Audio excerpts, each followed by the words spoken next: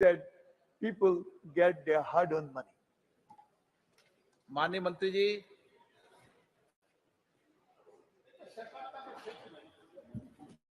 सहकारिता के क्षेत्र में जो मल्टी स्टेट सोसाइटियां थी उनकी शिकायतें जगजाहिर हैं। 2013 से लगातार जो करोड़ों हमारे ऐसे इन्वेस्टर थे जो भटक रहे थे, परेशान थे और उन्हें निराशा के भाव में ऐसे डूबे थे, उन्हें लग रहा था पैसा नहीं मिलेगा। लेकिन माननीय सहकारिता मंत्री जी के नेतृत्व में हमने उनको भी वो पैसा लौटाने का पूरी तरह से निर्णय ही नहीं किया है, वो पैसा वापस देना भी शुरू कर दिया है। अगर मैं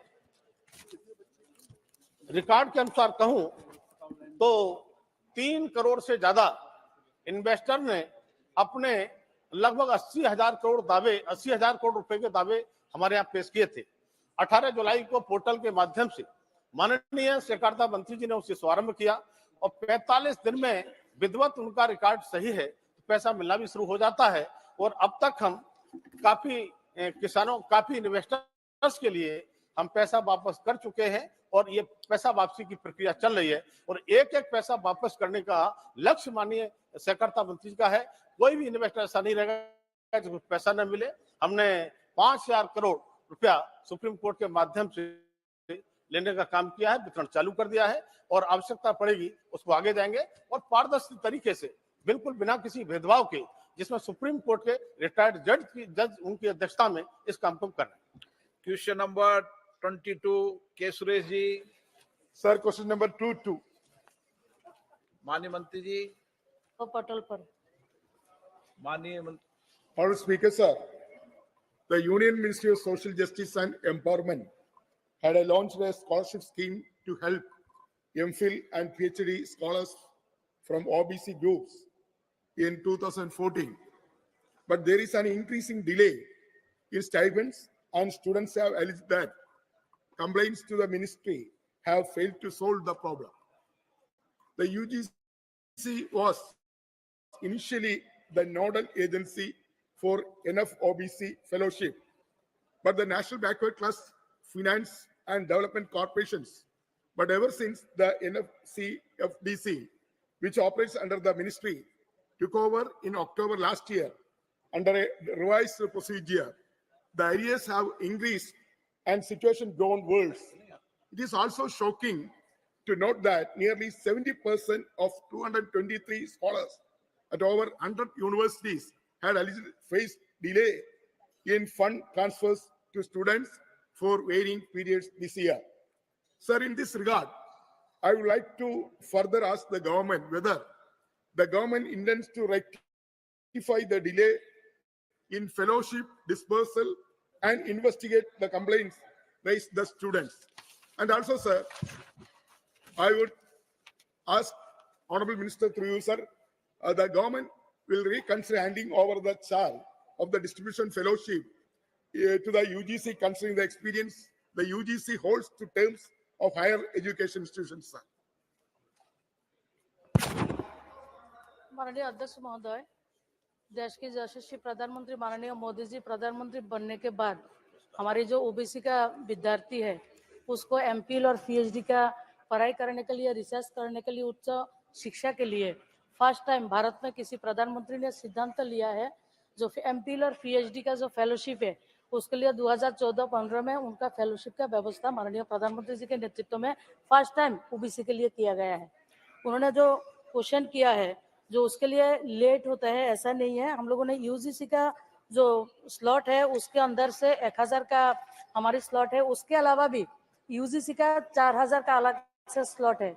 उसमें हम इस साल भी उन्होंने बतलाया यहाँ पे 57 करोड़ रुपया हम लोगों ने उसके लिए अलॉटमेंट किया है। अभी तक जो आवंटित राशि है 51 करोड़ राशि आवंटित हो गया है। ऐसा कोई लेट नहीं होता। हम लोगों ने वहाँ से यूजीसी के माध्यम से जो हमारी national backward class finance and development corporation nodal agency है, सीएनए भी है, 3 दिन के भीतर उस पैसा को, उस फंड को रिलीज करने का व्यवस्था हमारे विभाग से है। उसका लेट नहीं होता, समयबद्ध तरीके से हमको उसका संपूर्ण करते हैं। और उसके अलावा उसका जो फेलोशिप 2014-15 में हमारी जो जेआरएफ के लिए 31,000 था, उसको हम लोगों ने अभी माननीय प्रधानमंत्री जी ने उसको 37,000 किया है और जिसको 35,000 का 42,000 किया है और समयबद्ध तरीके से उसका ऑन टाइम हम करते हैं। जैसे इस साल का आपने बताया 57 करोड़ था, अभी तक हम लोगों ने 51 करोड़ उसको डिस्बर्स हो गए हैं। If and fellowship amount is very meager, so the students are facing serious problem for getting meager amount of the scholarship and stipend. So I would like to ask Honorable Minister through you, sir, whether the government should consider to enhance the amount of stipend and fellowship for the OBC students. And also, sir, whether the government further consider establishing fellowship for economically weaker section of the general category students. Thank you, sir. माननीय अध्यक्ष महोदय, मैं पहले भी बता दिया 2014-15 से MPhil और पीएचडी के लिए जो फेलोशिप का शुरुआत किया है माननीय प्रधानमंत्री जी ने, जो 31,000 था उसको हम लोगों ने इस 2023 में उसको 22-23 में उसको 37,000 किया है। जो 35,000 था उसको 42,000 किया है। समय समय में उसको वृद्धि होता है। टी.आर. बालू जी। Sir, the number of OBC faculties in respect of technical and scientific universities, as far as OBCs are concerned, especially in the case of assistant professor, associate professors, and professors, are very meager. It is not even 10%, sir, as of now. Sir, 30 years ago, we have enacted brought an act to introduce 27% reservation, but so far only 10% we have provided so far. So equally we are all, everybody is responsible. But you say, I want to know what is the reason for that. The reason is because of shortage of PhD degree holders. So PhD, for want of PhD, the shortage is still existing. I want to know, to supplement Mr. Suresh's question, I want to know whether the stipend to the particular to the candidates will be increased according to the latest the economic data. Honorable. माननीय अध्यक्ष महोदय, मैं data पहले भी बता दिया कितना उसका इंक्रीज किया है, फिर भी मैं बताती हूँ जो उन्होंने क्वेश्चन किया है जो फैकल्टी के बारे में, वो उसके संबंधित नहीं है। लेकिन पिछले हमारे 9 सालों में जितने लोगों को वहाँ पे हम लोगों ने किया है 8,251 to 8,251 लोगों ने उसके फेलोशिप पे वहाँ पे मिला है। लेकिन उन्होंने जो क्वेश्चन किया है उसके रिलेटेड नहीं है, वो फेलोशिप का रिलेटेड है। फेलोशिप को हम लोगों ने 2014 से 2023 तक उसका वृद्धि किया है। Shri Hemant Godse.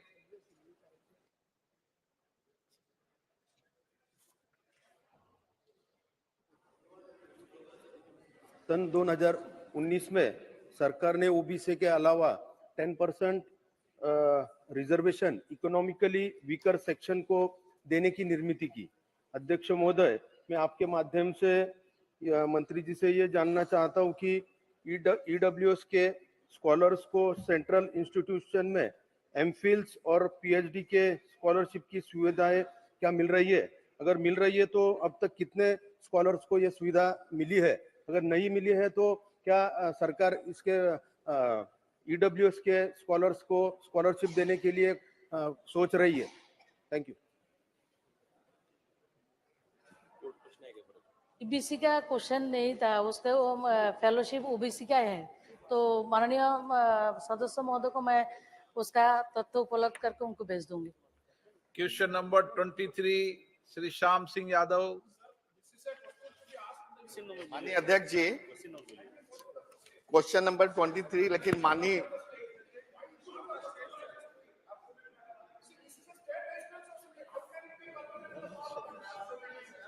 Okay, question number 23। Question number 23, लेकिन माननीय अध्यक्ष जी एक बात कहना चाहूंगा। माननीय अध्यक्ष जी, उत्तर सभा पटल पर रखा हुआ है। माननीय मंत्री जी इसका जवाब दें। माननीय अध्यक्ष जी एक बात कहना चाहूंगा। मेरे क्वेश्चन नंबर 23 बोलो। 23। अब माननीय मंत्री जी बोलेंगे। एक मिनट बैठ जाइए। अब माननीय मंत्री जी, माननीय अध्यक्ष महोदय, उत्तर सभा पटल पर। अब माननीय सदस्य। मैं सभी माननीय सांसदों की तरफ से एक दरख्वास्त करना चाहता हूं माननीय अध्यक्ष जी। आप प्रश्न पूछो, दरखास्त बाद में, अभी प्रश्न क्यों? ये रिलेवेंट सवाल है। जो हम लोगों का क्वेश्चन अपलोड किया जाता है 10 बजे, जिस दिन 11 बजे, विषय मुझे एक दिन पहले हो, वो विषय आप चेंबर में बताना या नहीं, आप प्रश्न पूछे यहाँ पे। तो दूसरा ये कहना था कि शायद आप मुझे बधाई दें कि 4.5 साल में पहली बार स्टार क्वेश्चन आया है। तो पूछे आप। और जैसे लोगों को ईवीएम पर संदेश हो है, उसी तरह से ऐसे बात नहीं बोलते माननीय सदस्य। अच्छा, नो, इसको रिकॉर्ड में मत लेना, कभी बोलना ही बात। तो 1 मिनट बैठिए, बैठिए, सवाल पूछ बैठिए माननीय सदस्य। मैं माननीय सदस्यों से आग्रह करता हूं, आप सब वरिष्ठ सदस्य हैं, कभी इस पर सवाल नहीं उठे। इस तरीके के विषयों को सदन में नहीं उठाना चाहिए। आपका सदन है माननीय।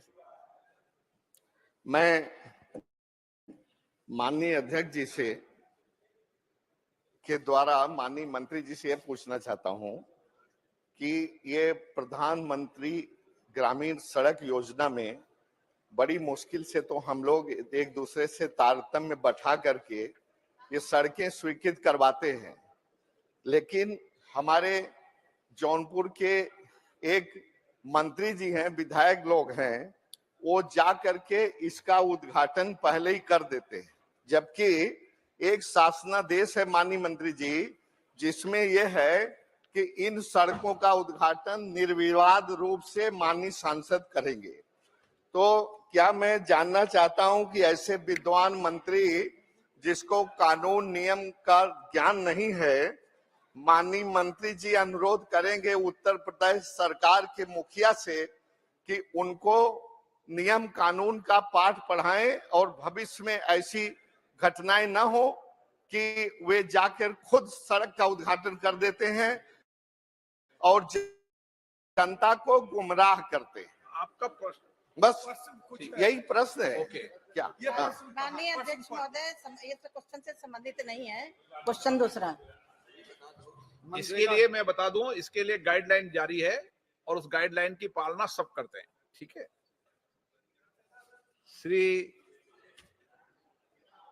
श्रीमती के कनिमो जी, चलिए बैठिए।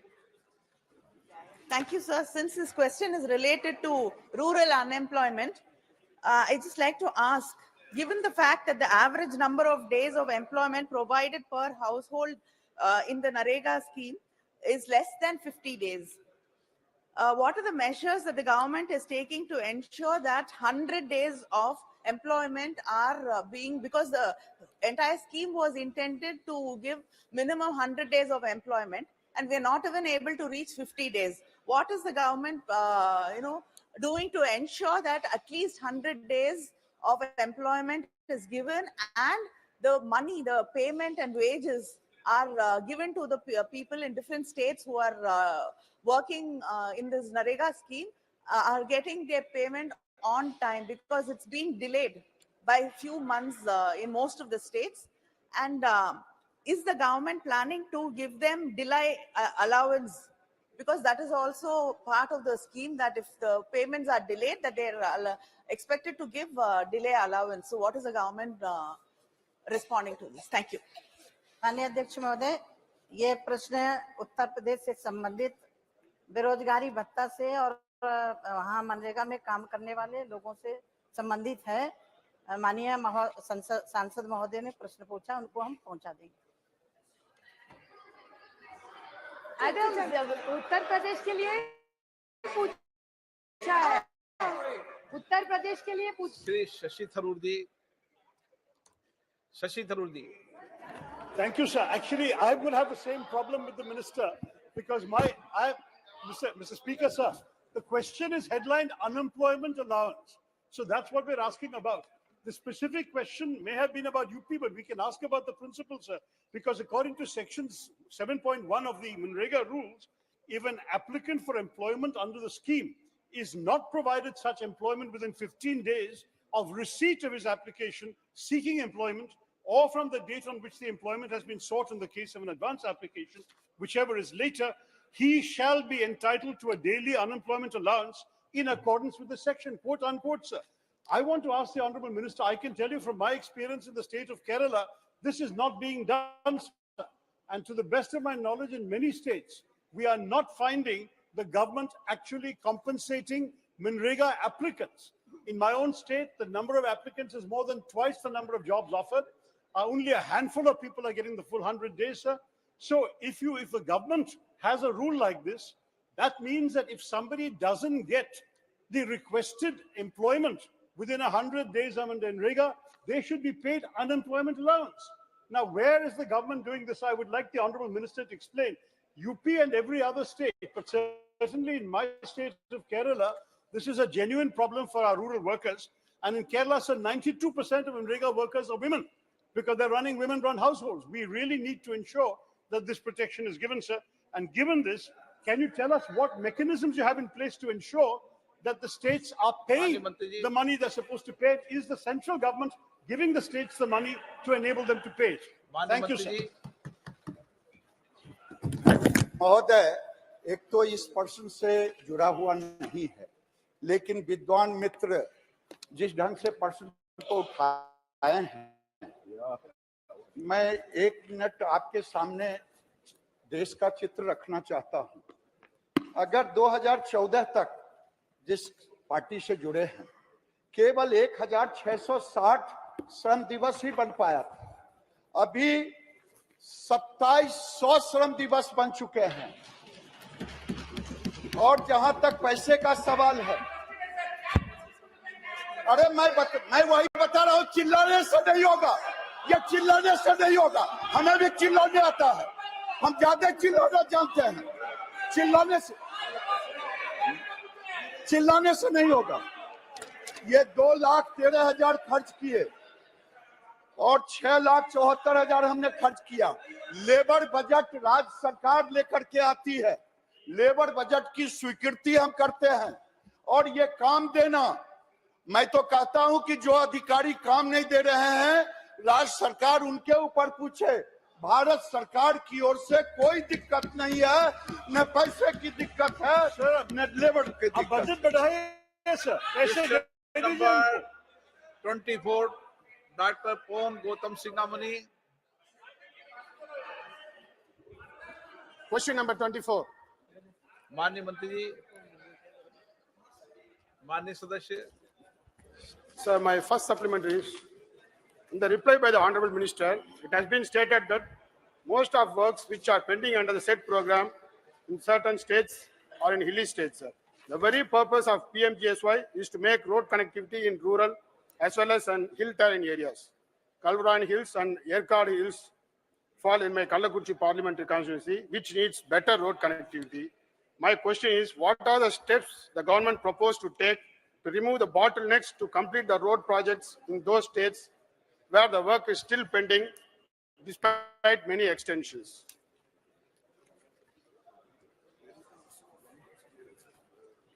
माननीय अध्यक्ष महोदय, मैं आपके माध्यम से माननीय सदस्य को अवगत कराना चाहती हूं। उसके पहले प्रधानमंत्री सड़क योजना लागू करने वाले स्वर्गीय अटल बिहारी वाजपेयी जी को भी मैं बहुत बहुत अभिनंदन करना चाहती हूं। प्रधानमंत्री सड़क योजना एक गांव जो अलग थे उनको जोड़ने के लिए था। ये बात सही है कि जहां पहाड़ी एरिया है वहां सड़क बनाने में कहीं ना कहीं दिक्कत आती है, पानी बरसता है। फिर भी मैदानी क्षेत्रों में सड़कों की बहुत तेज गति से काम हुआ है, 1 और 2, 3, और उसमें भी राज्यों को हमने समय बढ़ाया है। जहां 19 तक था उसके बाद हमने 22 तक किया, और 22 के बाद 2 के लिए हमने 24 तक कर दिया है, 3 के लिए 25 तक कर दिया है। ये सड़कों का काम राज्यों को करके पूरा करना है। Honorable member. Specific. Sir, I would like to note that there is a difference in allocating funds for districts in Tamil Nadu in rural areas, sir.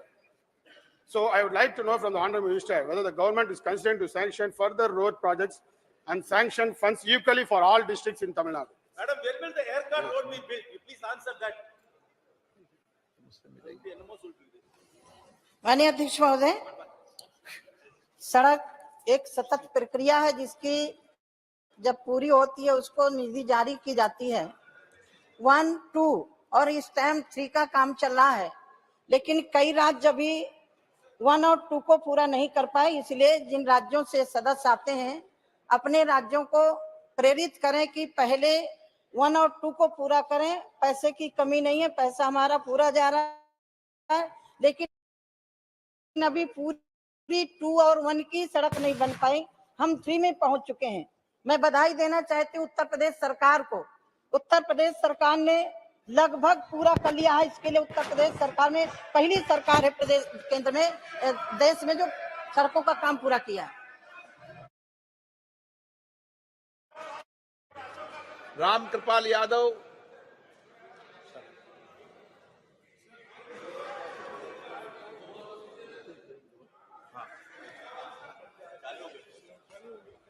Sir, आभार व्यक्त करते हैं सर आपका कि आपने एक महत्वपूर्ण क्वेश्चन के लिए मुझे अनुमति प्रदान की है। सर, ये प्रधानमंत्री ग्रामीण सड़क योजना पूरे अटल बिहारी वाजपेयी स्वर्गीय नहीं है, उनको आदर। उन्होंने एक कंसेप्ट के साथ प्रारंभ किया और पूरे देश में गांव को सड़कों से जोड़ने का एक नया उदाहरण पेश करने का काम किया। और वर्तमान मैं सर आपके माध्यम से अपने राज्य बिहार के संदर्भ में जानना चाहूंगा कि जैसा कि पता है कि फेज 1, फेज 2 और फेज 3 सड़कों के निर्माण के लिए धनराशि आवंटित की गई। मैं ये जानना चाहता हूं आपके माध्यम से कि बिहार में फेज 1, फेज 2 की जो सड़कों के लिए आपने लक्ष्य निर्धारित किया था वो पूरा हुआ कि नहीं, और फेज 3 में आपने कितना किलोमीटर सड़क के निर्माण की अनुमति प्रदान की है, अब तक उसकी क्या प्रगति है, ये हम जानना चाहेंगे, खासतौर पर बिहार के संदर्भ में सर। थैंक यू महोदय। माननीय सदस्य ने बिहार से जुड़ा हुआ प्रश्न पूछा है, वैसे तो ये नहीं था। फेज 1, फेज 2 में वो सड़कें बची है जो उग्रवादी से जुड़ा हुआ क्षेत्र है। फेज 3 में 6162 किलोमीटर का लक्ष्य दिया गया, जो अभी तक केवल स्वीकृत तो हो गई है, वो 5605 किलोमीटर, और स्वीकृत किए जाने बाकी हैं अभी केवल 267।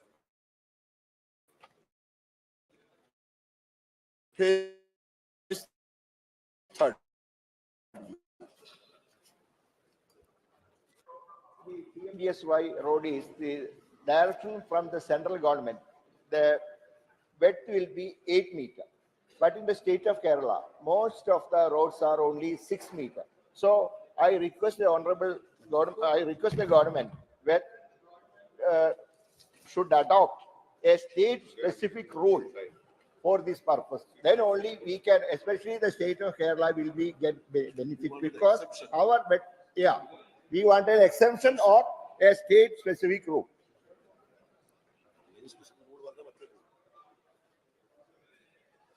माननीय अध्यक्ष महोदय, केरल से संबंधित प्रश्न पूछा है, उनका उत्तर मैं जरूर लिखित में भेजूंगी, लेकिन जो अभी तक पूर्ण सड़कें हुई हैं उनको 2006 से मार्च 2014 तक 411 किलोमीटर, अप्रैल 2014 से अब तक 8000 ये लंबित सड़कें पूरी की गई हैं। माननीय अध्यक्ष महोदय, सतत प्रक्रिया है प्रधानमंत्री सड़क योजना। किसी भी राज्य में कहीं कमी है उसको पूरा करने के लिए हम बिल्कुल, हमारा मंत्रालय खुला दरबार है। 1, 2 और 3 जब तक ये तीनों फेज की पूरी नहीं हो जाती तब तक हम आगे का कार्रवाई नहीं कर सकते। सुदीप बंदोपाध्याय जी, आप नहीं, आपने लिखाया है।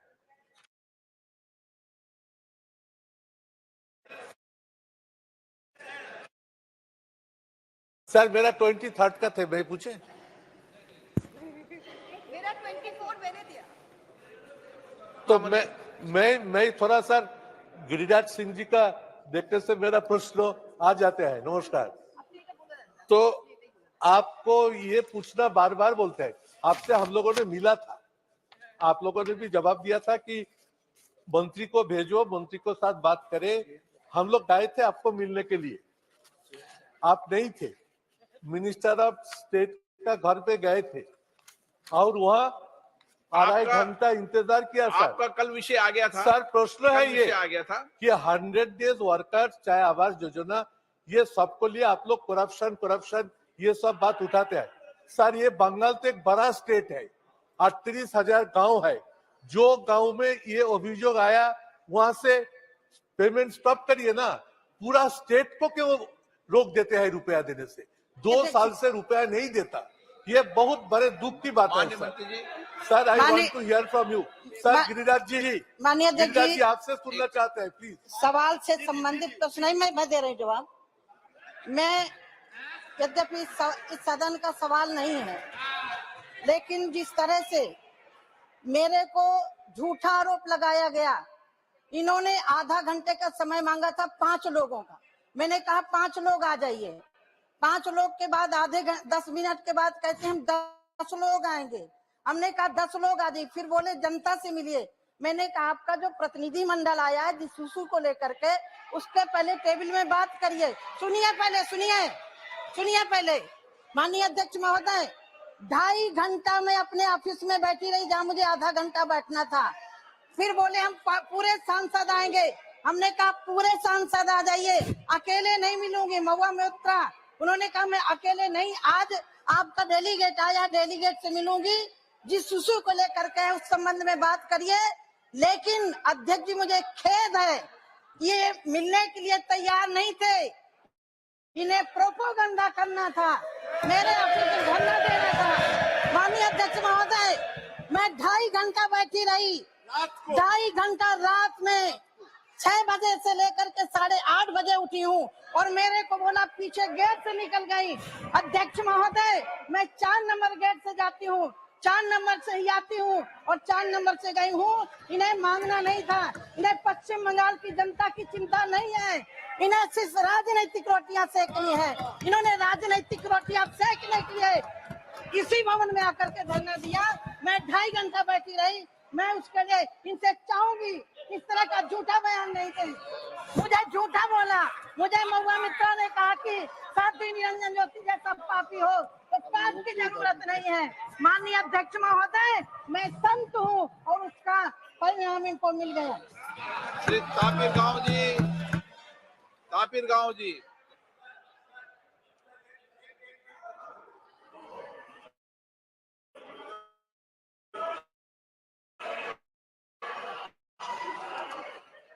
आप पूछिए। तापिर गांव। ऑनरेबल स्पीकर सर, मैं ऑनरेबल मिनिस्टर से 2 बार मिला हूँ। हमारा अरुणाचल प्रदेश में 3 जिला है जहाँ उग्रवादियों का डिस्टर्बेंस है। PMJSY फेज 1 फेज 2 का लेफ्ट आउट हुआ। मंत्री जी ने कहा कि मैंने परमिशन दे दिया है, लेकिन परमिशन तो दिया है लेकिन पान तो नहीं दिया। तो स्टेट गवर्नमेंट कैसे फेज 1 और फेज 2 का लेफ्ट आउट PMJSY को कैसे बनाएंगे? मैं मंत्री जी से जवाब चाहता हूं। और पान कैसे रिलीज करेंगे फेज 1 फेज 2 का, ये मंत्री जी जवाब चाहता हूं। ये सदस्य आप इनका माननीय मंत्री जी इनका जवाब दो। माननीय अध्यक्ष महोदय, माननीय सदस्य ने मेरे पास आए और मैंने इनके कहने पर समय अवधि दिया हूं, बढ़ाया हूं।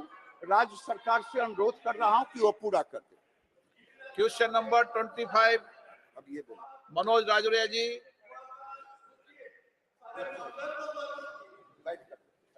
क्वेश्चन नंबर 25 माननीय मंत्री जी, माननीय सदस्य जी। धन्यवाद स्पीकर महोदय। धन्यवाद स्पीकर महोदय। जिस तरीके से आप प्रश्न पूछिए माननीय। धन्यवाद स्पीकर महोदय। जिस तरीके से देश के प्रधानमंत्री आदरणीय नरेंद्र मोदी जी ने किसानों के सम्मान के लिए, किसानों की उन्नति के लिए पिछले लंबे समय से काम किया। उसी अवधि के, उसी कार्यक्रम के तहत माननीय प्रधानमंत्री जी ने किसानों को सम्मान देने के लिए प्रधानमंत्री किसान सम्मान निधि की घोषणा की थी।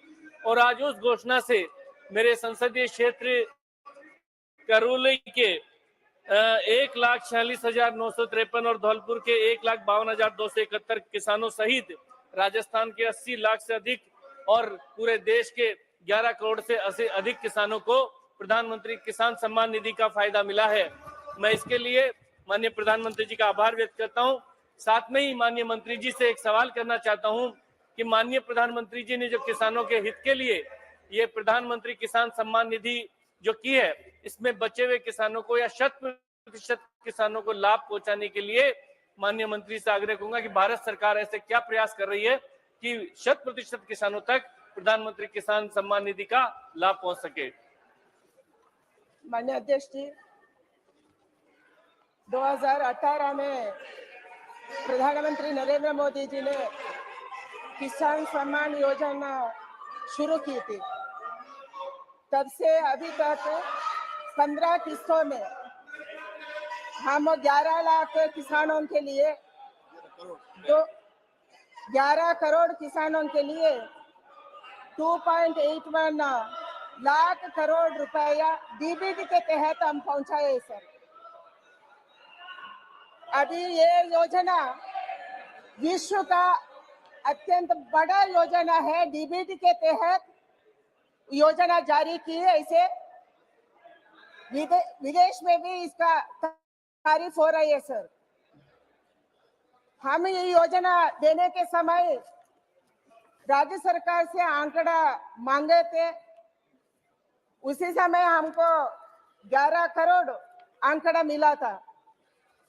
उसके बाद इसी में 2 करोड़ किसानों फर्जी निकले। उसके बाद हम किसानों में जागृति की है, मोबाइल ऐप बनाए हैं एंड वेबसाइट में खुद वो एप्लीकेशन डालने के लिए मौका दिया है। अभी हम ई-केवाईसी के तहत फेस आइडेंटिफिकेशन करने का भी प्रावधान इसी में किया है। इसीलिए हमारा सरकार का इच्छा है किसान सम्मान योजना को सैचुरेशन पॉइंट में लाना, सब किसान को वो देना। ऐसे करके हम अभी हमारे काम शुरू किए सर। इसीलिए ये बड़ा योजना विदेश में भी इसका तारीफ हो रहा है सर। सप्लीमेंट्री। धन्यवाद माननीय मंत्री महोदय जी। मैं एक सवाल और आपसे पूछना चाहूंगा कि माननीय प्रधानमंत्री जी ने जिस तरीके से पिछले 9 वर्षों में किसानों को आर्थिक संबल और उन्नति करने के लिए उनकी फसल को समर्थन मूल्य देने के लिए एमएसपी का जो मूल्य बढ़ाया है, किसानों को अधिकतम फसलों पर एमएसपी दी और अधिक से अधिक फसलों की खरीद की घोषणा की। कुछ फसलें ऐसी भी रही जिसमें प्रधानमंत्री जी ने एमएसपी को 1.5 गुना से भी अधिक मूल्य पर उनकी फसलों की खरीद की। मैं आपसे माननीय मंत्री महोदय जी से आपके माध्यम से जानना चाहूंगा कि पिछले 9 वर्षों में कुछ किन किन फसलों को 1.5 गुना से अधिक एमएसपी पर उन्होंने खरीदने का काम किया और 9 वर्षों में कितनी फसलों की उन्होंने किसानों से खरीद की और किसानों को लाभ दिया और उनका आर्थिक उन्नति में, उनके सम्मान को बढ़ाने में सहयोग किया। माननीय अध्यक्ष जी, किसानों को उनके उत्पाद में लाभकारी मूल्य सुनिश्चित करने के लिए कृषि लागत और मूल्य आयोग की सिफारिश के आधार पर 22 मैंडेटेड कृषि फसलों के लिए एमएसपी दे रही है सर। हमारे सरकार 2018-19 में बजट में हम बताए थे उत्पादन के लागत का 1.5 गुना स्तर पर हम ये घोषणा किया है। उसका आधार पर हम एमएसपी देना है ऐसा हम बताए थे। उसका आधार पर 2018-19 में मैंडेटेड खारिफ, रबी और अन्य बागवानी फसलों के लिए MSP all India weighted average cost production का लागत पर कम से कम 50% मुनाफे के साथ निर्धारित की जाती है सर। वर्ष 2014-15 में ये खाद्यान्नों का खरीदे में 759.44 लाख मेट्रिक टन था। अभी ये बढ़कर सर ये साल लास्ट ईयर में 2022-2023 में 1062.69 लाख मेट्रिक टन खरीदी हुई है सर, जिसमें 1.6 करोड़ से ज्यादा किसानों को लाभ हुई है। And expenditure incurred on procurement of food grains increased 1.06 lakh crores in 2020-23. It was 1.06 crore in 2014 में था। अभी वो बढ़कर 2.2 लाख करोड़ तक पहुंच गए सर। हर साल ये बढ़ रही है एंड एमएसपी के तहत हम अभी ज्यादा खरीद हो रही है। दलहन तिलहन में हम इसका सीलिंग को निकाल दिया है। 100% हम दलहन को अभी देश में खरीद रहे हैं, इसीलिए हर साल वो खरीद ज्यादा हो रही है एंड उसका मूल्य भी ज्यादा हो रही है। श्रीमती रंजिता कोली। धन्यवाद अध्यक्ष महोदय। मैं सदन के माध्यम से माननीय मंत्री साहब से जानना चाहूंगी कि सरकार ने चेहरे को ऑथेंटिकेशन की सुविधा द्वारा KYC शुरू की है। क्या किसानों ने इसका उपयोग किया है? यदि किया है तो क्या स्थिति है? हम स्टेट पर निर्भर थे, स्टेट में किसानों का आकड़ देना था, वो फिजिकली वेरिफिकेशन करना था, इसी में फर्जी हुआ। उसके बाद हम 13th इंस्टॉलमेंट के बाद हम किए सर आधार लिंक्ड किसान सम्मान योजना देने को हम तय किया है। उसके बाद 15th इंस्टॉलमेंट में अभी हम दिया हुआ इंस्टॉलमेंट में KYC किया है। KYC के तहत वो तो हम फेस आइडेंटिफिकेशन करने का घोषित किया है। इसी में ज्यादा से ज्यादा किसान अभी जुड़े हैं एंड 100% ऑथेंटिकेशन के साथ वो हो रही है sir. And it is an example of good governance, it's an example of transparency, and also it is an example of digital governance in India, sir. इसीलिए KYC में अच्छा हो रही है एंड सब किसानों इसके साथ जुड़ रही है।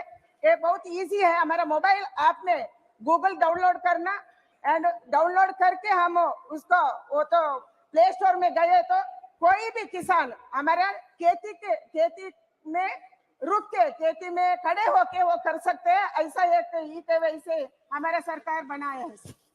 अधीर रंजन चौधरी जी। सर, हम सब जानते हैं कि ये सरकार ने 3 कृषि कानून लाने की उपरांत सारे देश के किसानों ने इकट्ठा होकर ये किसान विरोधी 3 कानूनों के खिलाफ जो वो बगावत छेड़ी थी। आपका प्रश्न क्या है सर?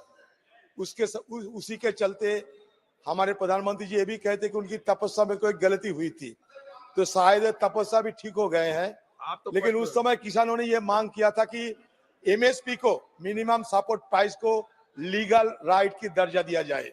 मैं सरकार से ये पूछना चाहते हैं कि MSP की लीगल राइट देने में ये सरकार कोई फैसला लिया है? क्योंकि तोमर साहब आप जानते हैं कि आज हिंदुस्तान में रोजाना 35 किसान गरीबी के चलते खुदकुशी भी कर रहे हैं। ऐसा कोई रिकॉर्ड नहीं है। इस हालत में MSP के लीगल राइट की, MSP और लीगल राइट, इस मुद्दे पे आप जवाब दीजिए। लोगों को भोजन मिल रहा।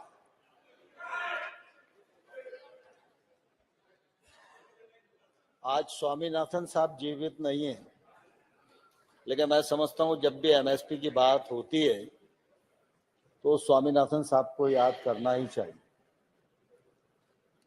वाजपेयी जी की सरकार थी, उस समय कृषि सुधारों की दृष्टि से स्वामीनाथन साहब की अध्यक्षता में एक आयोग बनाया गया था और उस समय वाजपेयी जी की सरकार के टाइम पर वो रिपोर्ट नहीं आ पाई थी। 4 में सरकार बदल गई। 2007 में माननीय मनमोहन सिंह साहब प्रधानमंत्री थे और उस समय ये रिकमेंडेशन उनके समक्ष प्रस्तुत की गई। तदुपरांत सरकार ने कृषि मंत्री और बाकी लोगों का एक ग्रुप बनाया रिकमेंडेशन पर विचार करने के लिए, और उस समय स्वामीनाथन साहब ने रिकमेंडेशन तो 201 की थी, जिनमें एनडीए सरकार 200 पर काम कर रही है, लेकिन प्रमुख रिकमेंडेशन थी एमएसपी की, जिसमें स्वामीनाथन साहब ने कहा था कि लागत पर 50% मुनाफा जोड़कर एमएसपी घोषित करना चाहिए। 2007 के बाद 14 तक यूपीए की गवर्नमेंट रही और यूपीए की गवर्नमेंट के समय इस रिकमेंडेशन को नहीं माना गया, ये निरसन सूची में डली रही। मुझे कहते हुए प्रसन्नता है प्रधानमंत्री नरेंद्र मोदी जी बने और उसके बाद इस रिकमेंडेशन पर काम हुआ और आज एमएसपी 50% मुनाफा जोड़कर लागत पर घोषित की जाती है। और जैसा मंत्री जी ने बताया कि अभी तक लगातार प्रोग्रेस है। उस समय 1 लाख करोड़ रुपया खरीद पर खर्च होता था, आज 2,28,000 करोड़ रुपया खरीद पर खर्च होता है। और साथ ही साथ मैं यह भी बताना चाहता हूं कि जो किसान आंदोलन की बात की, उस समय जो समिति बनाई गई थी, वो समिति में 3-4 विषय थे, जिसमें प्राकृतिक खेती भी थी, बाकी सुधार भी थे और एमएसपी को और ठीक प्रकार से किसानों तक कैसे पहुंचाया जाए, इसके मैकेनिज्म पर विचार विमर्श करने की बात थी। उस कमेटी की बैठक लगभग 30-35 बैठकें हुई हैं, अभी रिकमेंडेशन नहीं आई है, ये मैं आपको बताना चाहता हूँ। क्वेश्चन नंबर 26 संजय काका पाटिल। माननीय मंत्री जी।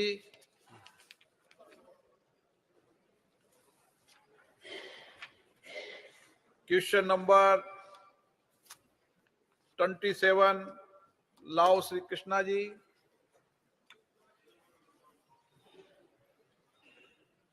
माननीय मंत्री जी। उत्तर सभा पटल पर रख दिया गया। Sir, Andhra Pradesh is going through severe drought, sir. There is a rainfall deficit ranging from 21% to 51% across different districts of Andhra Pradesh, sir. Specifically, coming to my district of Palnadu, specifically coming to my district of Palnadu and Guntur, there is a drastic reduction in sowing area of chili and cotton, sir.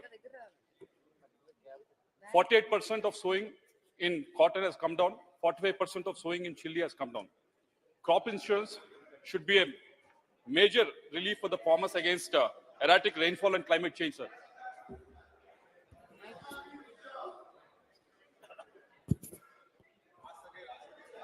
Can I ask again?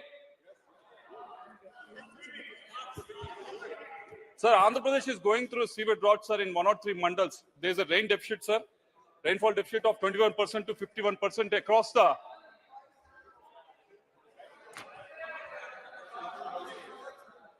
Sir, again, Andhra Pradesh is not being heard, sir. लगा लो, headphone लगा लो। Okay, बोलो, एक दोबारा बोल ले। Sir, the question is that the chili farms. Can you hear? Can I ask again, sir? Yes, आ रही है आवाज। Andhra Pradesh is going through a severe drought in 103 mandals, sir. There's a rainfall deficit of almost 21% to 55% across different districts of Andhra Pradesh. Specifically, coming to my district of Guntur and Palnadu, there's a drastic reduction in sowing area of cotton and chili, sir. It has gone down by 48% in cotton and 45% in chili, sir. Crop insurance should come as a major relief for farmers against erratic rainfall and climate change, sir. So the question to the minister is, chili crop, which comes under the yield-based, whereas it is sowed under the irrigated base, but it is classified as yield-based under the insurance, sir. So the question for you is whether government is looking that chili crop can be moved from yield-based to the irrigated weather-based. माननीय अध्यक्ष महोदय जी, प्रधानमंत्री फसल बीमा योजना बहुत ही महत्वपूर्ण योजना है। देश भर में किसानों को एक कवच प्रदान करता है कि किसान के अगर किसी प्रकार का नुकसान होता है तो फसल बीमा के माध्यम से वो उसको कवर होता है। और जैसा कि आंध्र प्रदेश के विषय पर आपने पूछा है कि उनको मिर्ची और उसमें वेदर बेस्ड आधार पे करने के लिए, तो मुझे आपसे इसमें ये कहना है कि जिस तरह से यहाँ पर अभी जिस तरह से किया जा रहा है, तो इसमें राज्य सरकार पूर्ण रूप से फसल बीमा के लिए कौन सी पैटर्न को अपनाना है, जो हमने उनको मॉड्यूल दे रखे हैं, उस मॉड्यूल के आधार पर वो करते हैं। और उसमें राज्य सरकार को पूरा अधिकार है कि कौन से नोटिफिकेशन के अंदर उसको किस तरह से करना है, तो वो राज्य सरकार वहां से जिस प्रकार से भी करना चाहे, वो अगर उस मॉड्यूल को अपनाना चाहते हैं जिसमें वो चाहे उसमें वेदर बेस्ड है, तो अगर वेदर बेस्ड पे जाना चाहता है राज्य सरकार उसको निर्धारित कर सकती है, क्योंकि राज्य सरकार इसके अंदर दोनों मॉड्यूल को राज्य सरकार को दे रखा है।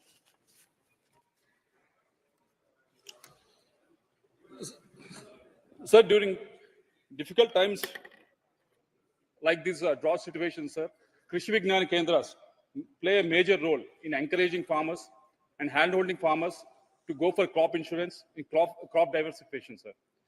Sir, coming to my constituency of Palnadu, we have proposed a Krishi Vignan Kendra 3 years back, sir, in the village of Jangameshwarapuram in Gurjala Mandal. So 3 years back when we asked, they said, because it's a Corona time, we have not been deciding on the Krishi Vignan Kendra, sir. But it's been 3 years, we've been following it up in various offices, sir.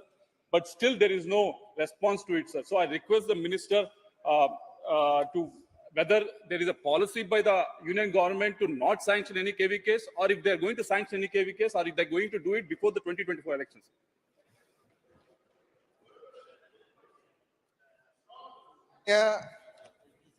सब अध्यक्ष महोदय, इसके अंदर जैसा कि इन्होंने question पूछा है, क्वेश्चन के आधार पर मैं ये कह सकता हूं कि ये सीधा आपके जो क्वेश्चन से संबंधित विषय था उस पे नहीं है, आगे आपको इसका जवाब भेज दिया जाएगा। श्रीमती असनैन मसूदी, असनैन मसूदी जी। बहुत शुक्रिया। जैसा कि आप जानते हैं कि सेब उत्पादन जो है वो जम्मू कश्मीर के लिए एक रीढ़ की हड्डी की मईशत के लिए रीढ़ की हैसियत रखती है। तो मेरा ये सवाल होगा कि क्या सरकार जम्मू कश्मीर में सेब की पैदावार कोई 30 मिलियन टन के करीब होती है, क्या उसको PMBY में के दायरे में लाना चाहती है, ताकि कंसेशन रेट्स पर जो प्रीमियम रेट्स हो उस पर ये भी इस जो सेब का जो सनत है, तो फ्रूट जो इंडस्ट्री है उसको भी उसके दायरे में लाया जाए।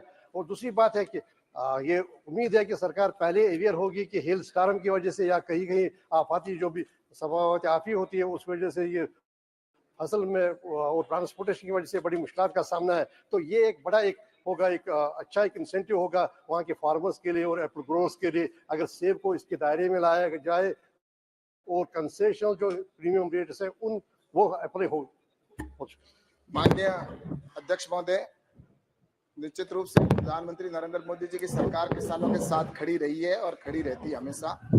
और जम्मू कश्मीर के अंदर जब सेब का अगर भाव कोरोना के समय में कम हुआ था, तो उस समय भारत सरकार ने उसकी खरीद की थी, आपको ये अच्छी तरह से ध्यान में है।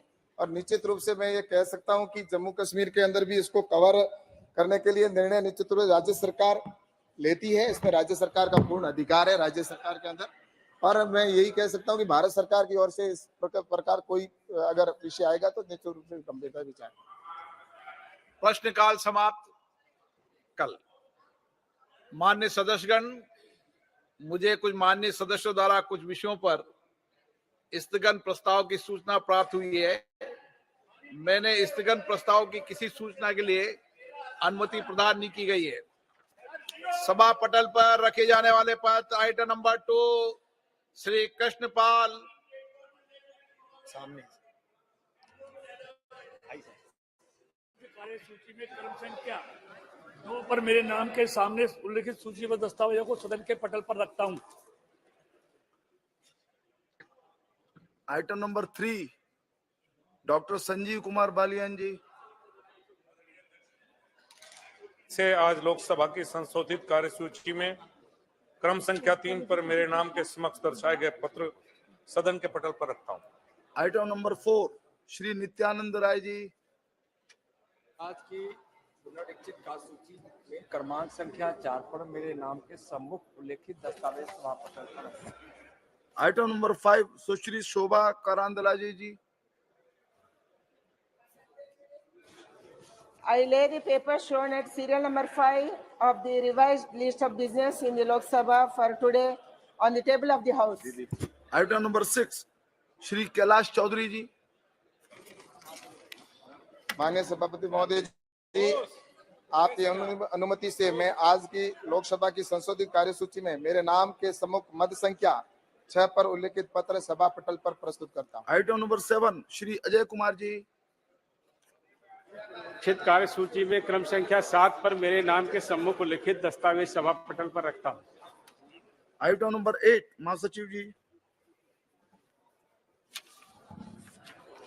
Sir, I have to report that Rajya Sabha at its sitting held on 4th December 2023 passed the Post Office Bill 2023. Sir, I lay on the table the Post Office Bill 2023 as passed by Rajya Sabha on the 4th of December 2023. Item number 9 महासचिव जी।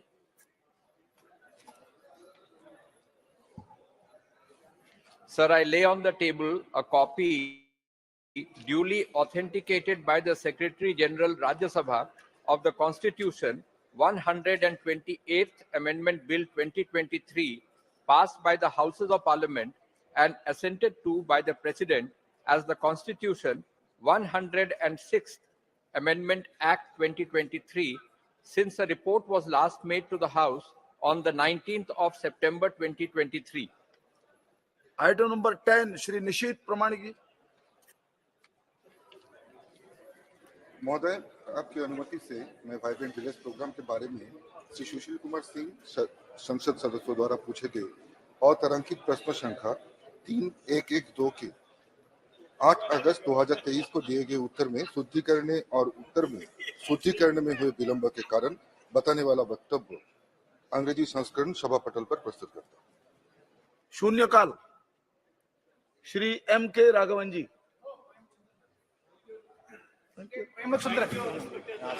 M के Raghavan sorry please आपको जी। We wish to draw a grave disparity shown to Kerala. Today only Kerala and another state are not allotted an AIIMS-like institute. The government of Kerala had in advance identified Kinalur in my constituency Kozhikode sufficient land for establishing this prestigious medical institute. I have also repeatedly followed this for the last very many years. Yet, it is a dream come true. Sir, the availability of the AIIMS at Calicut, a region which is deprived of advanced specialized medical centers, will be a major boon to the people of 7 districts in the Malabar region of Kerala and some regions of the nearby states like Karnataka and Tamil Nadu. Sir, the district is notorious for frequent Nipah and other virological outbreaks. The entire Malabar region is also prone to various lifestyle diseases, including cancer, cardiac, diabetes, respiratory ailments, and others. Sir, the setting of the AIIMS in Kozhikode will enhance the healthcare as well as research facilities to address common disease, apart from helping people get treatment at doorstep. Sir, I strongly request both the Health Minister and Finance Minister to include the setting up of the proposed AIIMS for Kerala at Kozhikode in the next budget proposal positively. Thank you, sir. Shri Pradyut Bordoloi ji. I raise my concern and I would like to register my grave concern and urge the relevant departments of the Government of India, especially Ministry of Home and Healthcare and Social Justice Department, to take urgent action because there has been proliferation of the drugs use and substance abuses on the rise in this country. So you'll be surprised to know that in the northeastern region, in certain remote areas now, in the states of Manipur, in the states of Arunachal Pradesh and Assam, and even Mizoram, so extensive poppy cultivation is expanding. And not only poppy cultivation, but also their processing plants have been set up.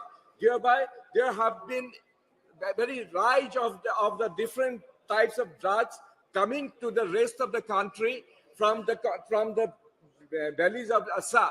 So, as per the report of NBDTC and AIMS 2019-20, it is reported that over half of the total drug users of India come mainly from 8 states, 4 of which are in the northeast itself: Assam, Manipur, Sikkim, and Mizoram. So my state, Assam, is reported to currently have over 4 lakh drug users with 8 vulnerable districts, including in my constituency called Nagaon.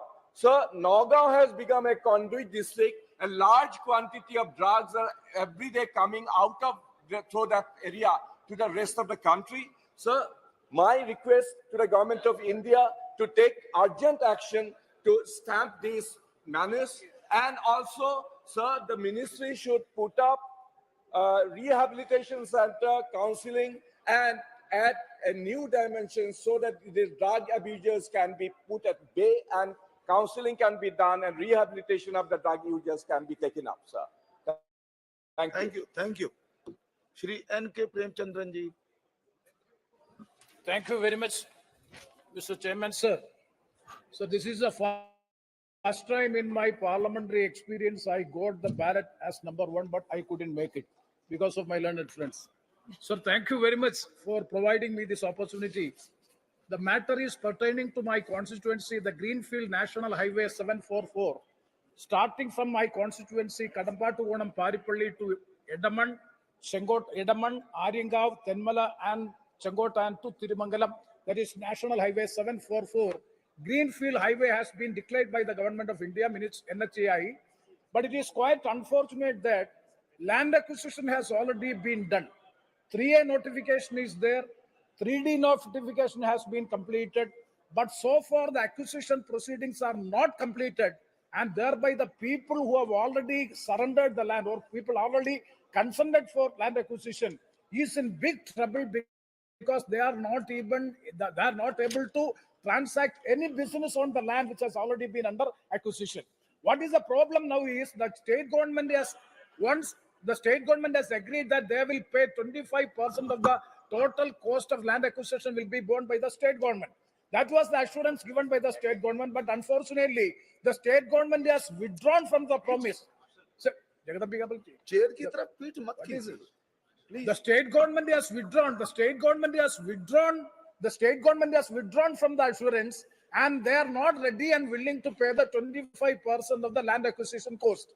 And subsequently, the Government of India, Ministry of Road and Transport, Nitin Gadkari has suggested that if you are not able to pay the 25% of the land acquisition cost, GST exemption may be given for the materials of the construction, and also royalty for the rock blasting has to be given. And the state government and the central government, they had series of discussions, but so far no final decision has been taken. What is the problem is, it is 2 years back, the acquisition proceedings have started and the people are suffering. They are ready and willing to surrender the land. Notification is over. They are not getting the compensation.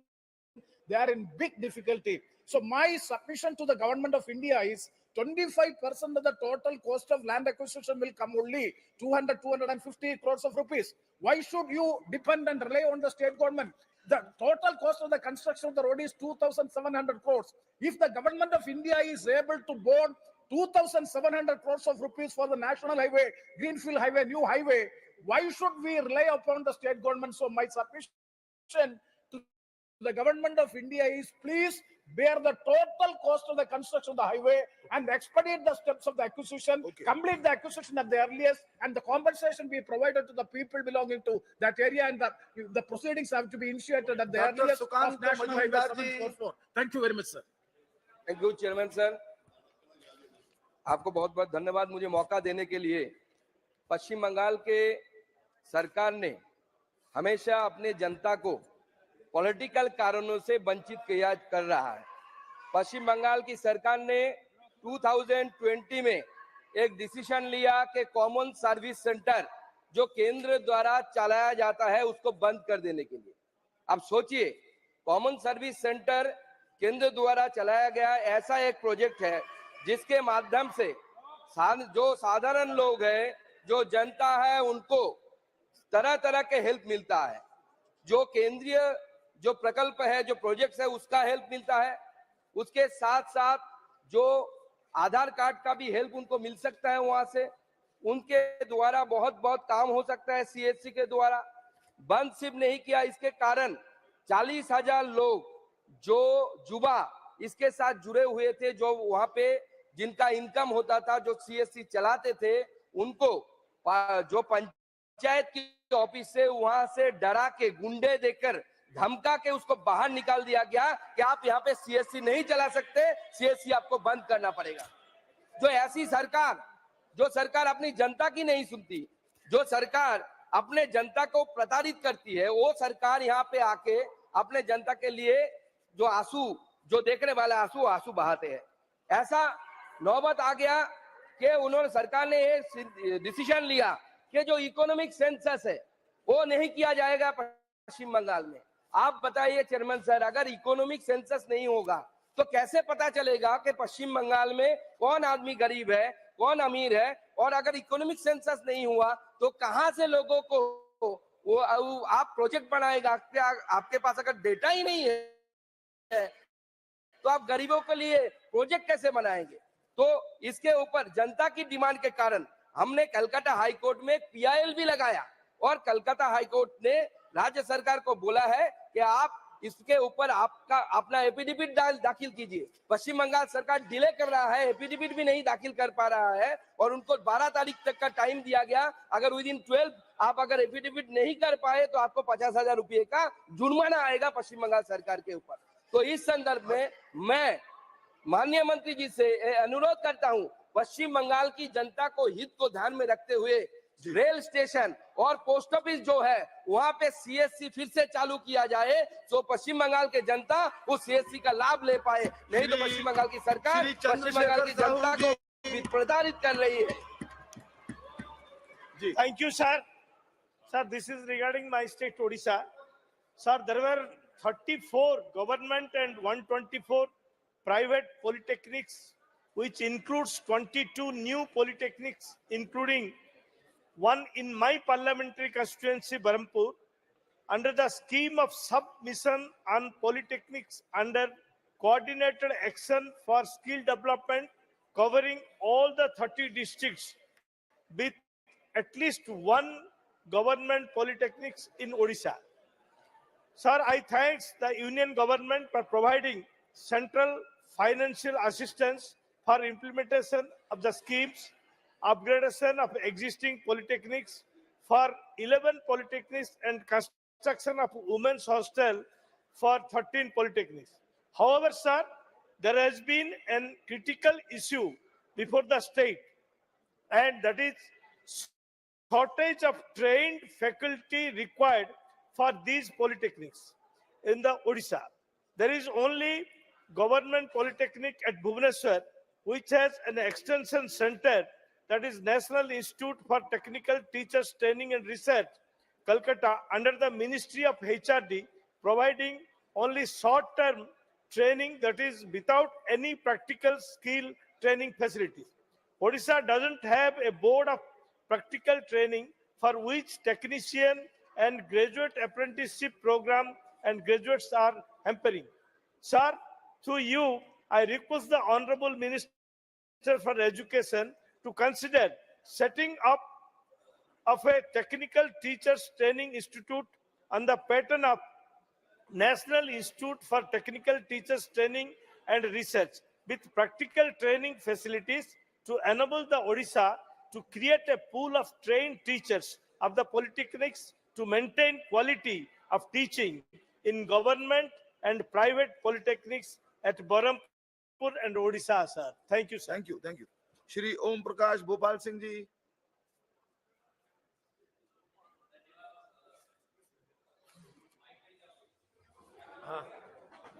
धन्यवाद सभापती महोदय.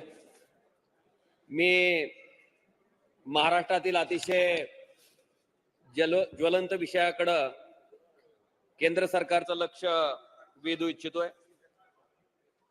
अध्यक्ष महोदय, मराठा समाज आणि धनगर समाज हा आरक्षणासाठी महाराष्ट्रामध्ये रस्त्यावर उतरलाय. मराठा समाजाला आरक्षण मिळावं म्हणून जवळपास 100 पेक्षा अधिक युवकांनी स्वतःच्या प्राणाची आहुती हे आरक्षण मिळावं म्हणून त्या ठिकाणी दिलेली आहे. अध्यक्ष महोदय, 15/11/2018 गायकवाड आयोगाच्या शिफारशीनुसार मराठा समाजाला 13% नोकरी आणि शिक्षणामध्ये त्या ठिकाणी आरक्षण दिलं गेलं. हे आरक्षण दिल्याच्या नंतर या आरक्षणाच्या विरोधात उच्च न्यायालयात याचिका दाखल केली की उच्च न्यायालयाने ती याचिका फेटाळली. त्याच्यानंतर सर्वोच्च न्यायालयात हे आरक्षण रद्द करण्याच्या दृष्टीने याचिका दाखल झाली. ही याचिका दाखल झाल्याच्या नंतर 20/9/2020 रोजी याच सार्वभौम सभागृहात मी केंद्र सरकारकडे मागणी केली होती की तामिळनाडूमध्ये 50%ची आरक्षणाची मर्यादा ओलांडली गेल्याच्या नंतर सुद्धा तिथलं आरक्षण टिकलं होतं. तर केंद्र सरकारनं त्याच पद्धतीनं हस्तक्षेप करून ह्या सुद्धा सर्वोच्च न्यायालयातल्या याचिकेमध्ये हस्तक्षेप करावा आणि हे आरक्षण टिकण्याच्या दृष्टीनं प्रयत्न करावा. पण दुर्दैवानं त्या ठिकाणी तिथं लक्ष दिलं गेलं नाही त्या मागणीकडे आणि 9 नोव्हेंबर 2020 रोजी या मराठा समाजाच्या आरक्षणाला दुर्दैवानं सुप्रीम कोर्टामध्ये स्थगिती मिळाली. अध्यक्ष महोदय, याच्यानंतर 18/3/2021 आणि 14/12/2022 या 2 वेळेसही हे आरक्षण सुप्रीम कोर्टामध्ये न टिकण्यामागचं प्रमुख कारण होतं की आरक्षणाची मर्यादा 50% पेक्षा जास्त ओलांडल्या गेल्यामुळं हे आरक्षण सुप्रीम कोर्टानं रद्दबातल ठरवलं होतं. मी या दोन्ही वेळेस मागणी केली होती की केंद्र सरकारनं आरक्षणाची मर्यादा 50% पेक्षा वाढवण्याच्या दृष्टीनं तशा पद्धतीनं संविधानिक दुरुस्ती आणून ती आरक्षणाची मर्यादा 50% पेक्षा जास्त वाढवावी. त्याचबरोबर नोव्हेंबर 2023 रोजी सुद्धा खासगी विधेयकाच्या माध्यमातून सुद्धा प्रायव्हेट मेंबर बिलच्या माध्यमातून सुद्धा ही आरक्षणाची मर्यादा संविधानिक दुरुस्ती करून वाढवावी अशा प्रकारची मागणी मी लोकसभेकडे केलेली आहे. अध्यक्ष महोदय, एवढंच नाही, शिवसेना उद्धव बाळासाहेब ठाकरे या पक्षाच्या शिष्टमंडळानं महामहिम राष्ट्रपती महोदयांची सुद्धा भेट घेऊन मराठा आणि धनगर समाजाचं आरक्षण मिळण्याच्या बाबतीत केंद्र सरकारनं लक्ष घालावं, आरक्षणाची मर्यादा वाढवावी यासाठी भेट घेतली. त्यांना सुद्धा एक तशा प्रकारचं निवेदन त्या ठिकाणी दिलं गेलंय. अध्यक्ष महोदय, महाराष्ट्रामध्ये कायदा आणि सुव्यवस्थेचा प्रश्न त्या ठिकाणी निर्माण होतोय.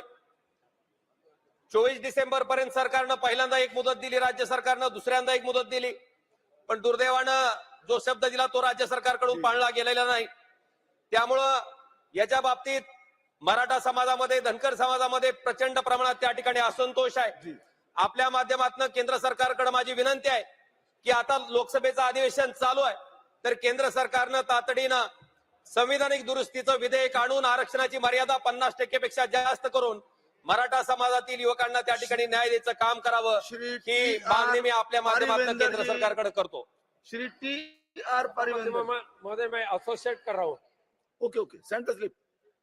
Shri TR Paarivendhar, yes please. Thank you, Chairman, for giving me the opportunity. 2 minute में अपनी बात कहिए, please. To raise an important issue for a speedy implementation of Human Reservation Bill named Nari Shakti Vandan Abhiyan, which was passed in the Parliament on 20 September 23 during the special session. The said bill has many special features like 1/3 of the seats in LOKSABHA and state assemblies and the legislative assemblies including SC/ST seats. Further, seats reserved for women will be rotated after each delimitation as determined by law made by the Parliament, through which the government made all women more powerful and self-empowered in the decision-making body.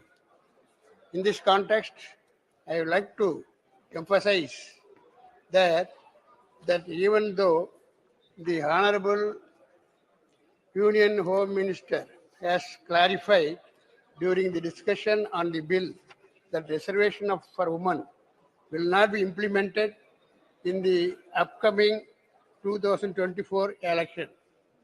The reservation will be effective after the census conducted after the commencement of the bill has been published. In view of the above, I urge upon the Union government to take early action to conduct census and to constitute delimitation commission to decide which seat will go to the women after the delimitation exercise. Thank you. Shri Vishnu Dayal Ramji. धन्यवाद सभापति महोदय। मैं आपका ध्यान एक अति महत्वपूर्ण विषय की ओर आकृष्ट करना चाहता हूं।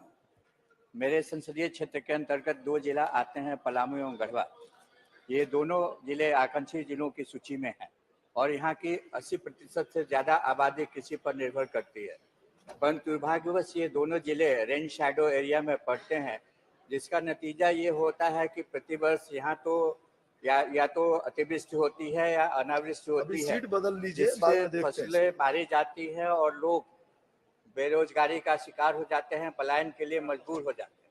यहाँ पर किसी प्रकार का कोई उद्योग धंधा नहीं है, जबकि उद्योग धंधा स्थापित करने के लिए यहाँ पर सारे तत्व मौजूद है, जमीन है, खनिज है, पानी है, बिजली है, वगैरह वगैरह।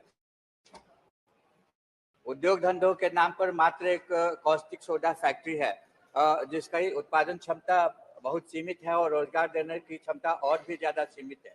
ऐसी परिस्थिति में लोग पलायन करने के लिए मजबूर हो जाते हैं और प्रतिवर्ष जब झारखंड से बाहर रोजगार के लिए जाते हैं तो उनकी लाशें आती है जो बहुत हृदय विदारक उत्पन्न करती हैं। ऐसी परिस्थिति में मेरा आपके माध्यम से माननीय उर्वरक एवं रसायन मंत्री जी से अनुरोध है कि वहां पर खाद का कारखाना स्थापित करने की कृपा करें, ताकि लोगों को रोजगार मिल सके, कृषि की उपज में वृद्धि हो सके और पलायनवाद की भी समस्या समाप्त हो सके। धन्यवाद। श्री सप्तगिरी शंकर उलाका जी।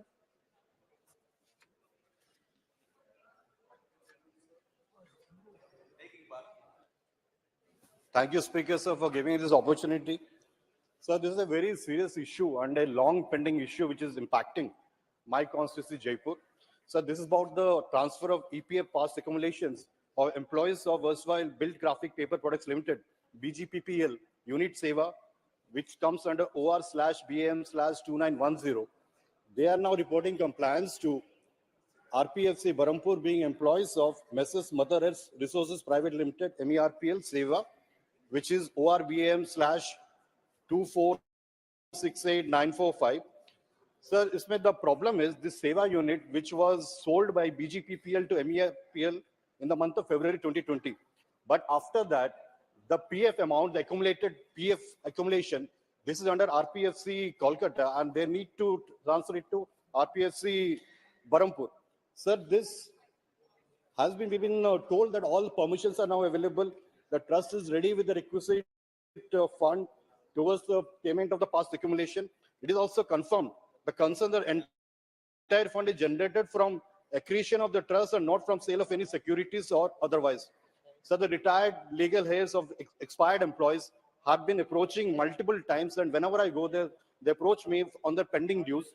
As the matter is pending for more than a year and a half, this has put the concerned employees towards unexplainable difficulties. So the district administration has also written a letter to the chairman, Central Board of Trustees on 10th April 2023, but there has been no response. We've been following with Regional Provident Fund Commissioner, EPF of Calcutta. There is no response. KCDPF Trust, Calcutta, they have written to RPFC Calcutta to resolve the issue of PF transfer. There is no response. The RPFC Barampur, some fellows from them, they visited Jaipur also. They are saying they're helpless until RPFC Calcutta transfers the fund to RPFC Barampur. So, sir, through you, I would like to request the Honorable Minister of Labour and Employment to take up the issue and instruct the transfer of Provident Fund of retired expired employees of Messrs. Mother Earth Resources Private Limited, Jaipur, from the KCT PF Trust, Calcutta to RPFC Barampur, Odisha, in the largest interest of employees of MS Mother Health Resources Private Limited, Jaipur, Koraput, Odisha, sir. Thank you, sir. I would appreciate if the ministry would take this cognizance of the situation and the ground reality Shri T.R. Balu and ji. do the thing at the earliest. Thank you, sir. Sir, with the heavy heart, I would like to draw the kind attention of this August House as well as the Minister for Home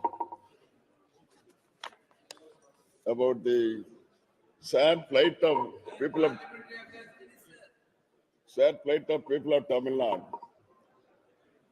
Sir, the recent flood have battered more than 1 crore people in city of Chennai, districts of Tiruvallur, Kanjipuram, Chengalpet, and Ranipet also. So the situation is very grim, and people are they are inside the home for the past 3 days. From 3rd onwards, there is a continuous torrential rain. And cyclone is its fury it has fully dedicated its fury to the people of Tamil Nadu. So it was so heavy and could not bear with it, and people are stranded elsewhere. The trains are halted outside the city of Chennai, and flights are not moving. And more people, thousands and thousands of people are even they could not get the food supplied by the government of Tamil Nadu, and government ministers are going shelter to shelter to help the people, but they could not extend their hands, helping hands to the public because flood waters are in the streets. All the streets are flowing like rivers. So there is a chance to move to the people, sir. CM Tamil Nadu is having day in night. Even today morning, early morning also, he went out to see the people of Chennai, but he could not reach so many people together. So this is sorry state of affairs is prevailing in Tamil Nadu, and Government of India should come forward to help. In fact, yesterday the Home Minister has spoken to the Honorable Chief Minister of Tamil Nadu. It is good, and at the same time, State of Tamil Nadu has sent 3 memorandums. Financial memorandums have been sent to the Government of India for an amount of 6,230 crores. But today the CM has asked for 5,000 crores, at least 5,000 crores for a stopgap arrangements. This matter has to be immediately, it has to be considered without fail, and they should extend the helping hand in time. In time means they have to do it quickly, and central team should be sent to the states, to the districts, wherever the problem arises, and quickly this team should go. Enough team should go so that in one go they should assess the situation, what is the damage occurred, how the more than 8 people have died so far, and we don't know what is the toll as of now. So this is more important issue. Even yesterday, when I have discussed the matter in the BAC, both Parliamentary Affairs Minister and other ministers, they have agreed that it should be given topmost priority. But what is happening, sir? The fag end of the 0 hour, you are allowing me to speak. This is not good, sir. So actually, I thought that this should have a priority over the issues. I don't think that the other issues are not, they are also good issues. But at the same time, priority should be given to the human nature. That is what I am telling, sir.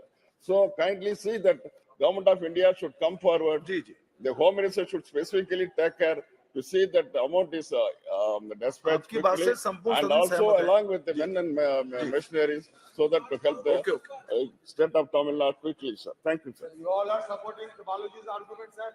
It's a valid and legitimate comment, sir. ठीक है बैठिए श्री जयदेव गल्ला जी इसी thank you sir ठीक है आप नाम भेजिए ना प्लीज नाम भेज दीजिए अभी तो बैठिए अभी तो उनको बोलने दीजिए प्लीज सेम सब्जेक्ट आप बैठिए बालू साहब बैठिए प्लीज सेम सब्जेक्ट हाँ About बोल Andhra बोलिए also, तो we also बैठिए have तो problem. सही। No cyclone. बैठिए तो सही। आपका विषय let him निश्चित respond रूप after से me. सब सहमत हैं और मुझे पूरा विश्वास है कि सरकार पहले से Sir. भी संज्ञान ले रही है और भी अधिक सक्रिय होकर के संज्ञान लेगी। जी Sir. Thank you, sir. As the honorable member, Mr. T.R. Balu has mentioned about the cyclone, we also have the same problem in lower coastal Andhra Pradesh. There has been very heavy rain over the last 2 days due to the cyclone over the west central Bay of Bengal of southern AP, sir. The Indian Meteorological Department announced landfall of Mishong today, somewhere between Bapatla and Machilipatnam in lower coastal Andhra Pradesh. Heavy rains have devastated the standing crop in tens of thousands of hectares in coastal and other districts of Andhra Pradesh. This cyclone has brought tears to the farmers as the crop which is ready for harvest is lost before their very eyes, sir. The state government is still in the process of identifying and assessing the damage, and it may take some time to come to the conclusion about the damage to crop, life, and property.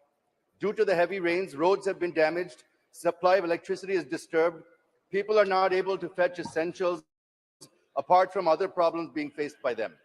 In view of the above, I appeal the Honorable Prime Minister, Shri Modi ji, for immediately sending the central team once the rain recedes for assessing the damage caused to the standing crop, roads, buildings, electricity supply, and other infrastructure facilities, and submitting its report to the government for release of central assistance. Pending the report of the central team, I request the Honorable Prime Minister and the Honorable Home Minister to release 5,000 crores to Andhra Pradesh as an interim relief immediately to deal with the relief and rehabilitation work due to cyclone Mishong. Thank you very much, sir. Shri Mohan भाई कुंडारिया जी। जी मोहन भाई। आपका माध्यम से विदेश मंत्री का ध्यान आकर्षित करना चाहता हूं कि सौराष्ट्र क्षेत्र के विद्यार्थियों और उद्योगों के लिए वीजा फैसिलिटी सेंटर अहमदाबाद में होने के कारण 250 से 500 किलोमीटर दूर जाना पड़ता है। इसलिए राजकोट औद्योगिक सेंटर है, यहाँ एम्स हॉस्पिटल है, इंटरनेशनल एयरपोर्ट भी है, तो इसके लिए वीजा फैसिलिटी सेंटर राजकोट में मिलने के लिए आपका माध्यम से मैं मंत्री का ध्यान आकर्षित करना और विनती भी करता हूं। Thank you. जरा सा जी श्री एस रामलिंगम जी। मिस्टर लाल जी। மாண்புமிகு नो नो மாற்றுத் தலைவர் அவர்களே, don't use these words please. Mayiladuthurai okay and nothing is புகைவண்டி गोइंग ऑन நிலையத்திற்கு रिकॉर्ड அருகில் மாப்பிடுகை பாலம் அமைக்க வேண்டும் என்பது என்னுடைய கோரிக்கை. ரயில்வே நிலையத்திலிருந்து சுமார் 100 மீட்டர் தொலைவில் இருக்கிறது இந்த மாப்பிடுகை சாலை. ஆம்புலன்ஸ், தீயணைப்பு நிலையம், தீயணைப்பு வண்டிகள் கூட அந்த சாலையில் நேரத்திற்கு சென்று சேர இயலவில்லை. சுமார் அரை மணி நேரம் ஒவ்வொரு புகைவண்டி நிற்கும் போதும் சாலை மூடப்படுகிறது. நூற்றுக்கணக்கான வாகனங்கள் தேங்கி கிடக்கிறது. இந்த மயிலாடுதுறை புகைவண்டி நிலையத்தை புனரமைப்பதற்காக 24 கோடி ரூபாய் ஒதுக்கி இருக்கிறோம் என்று சொன்னார்கள். ஆனால் 6 மாத காலமாக நானும் அமைச்சரை 3 முறை சந்தித்து இந்த கோரிக்கை வைத்தேன். இன்று வரை எந்த பலனும் ஏற்படவில்லை. என்னுடைய நாடாளுமன்ற தொகுதி வளர்ச்சி நிதியிலிருந்து அந்த சாலையொட்டி உடனடியாக எஸ்கலேட்டர் அமைப்பதற்காக 3.25 கோடி ரூபாய் ஒதுக்கி கொடுத்தும் பணி துவங்கப்படவில்லை. Please stop. Right now the arrangement of translation is not here. आपको मैं बाद में बुलाऊंगा. I will call you later. Now please you sit down. I will call you later. Please. हो जाता है, इसमें कोई खास बात नहीं है. नोटिस थोड़ा देर में आया. We will. Yes. Please cooperate. You all know the issues and the problems and what is the system. Shri VK Shri Kandan ji.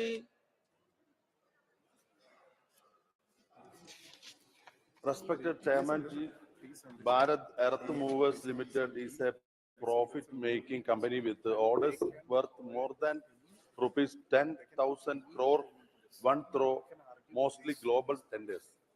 the company had made a profit of rupees 278 crore in 2022-2023, and the government so far got rupees 400 crore in the form of dividends. A unit of BEML at Kanjikot in my parliamentary constituency has already delivered 1,500 heavy military trucks, 300 railway coaches, and 500 metro bogies.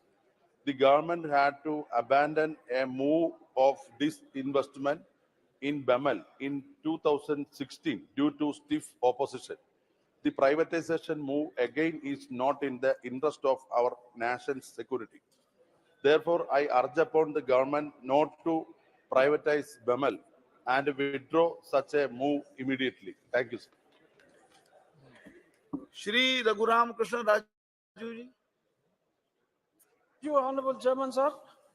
This is regarding the Independence Gram Swaraj, which is initiated by Mahatma Gandhi, and later on the government followed, and in the government of Narendra Modi ji, lot of priority has been given to all the Gram Panchayats, and lot of funds are also being released. In this case, last year to the government of Andhra Pradesh, 569 crores got released to the Gram Panchayats, but not even a single penny has come to the accounts of the Gram Panchayats, which was given under 15th Finance Commission. And in the 14th Finance Commission, starting from 2019 to 2023, around 8,629 crores got released, but nothing has been credited to the accounts.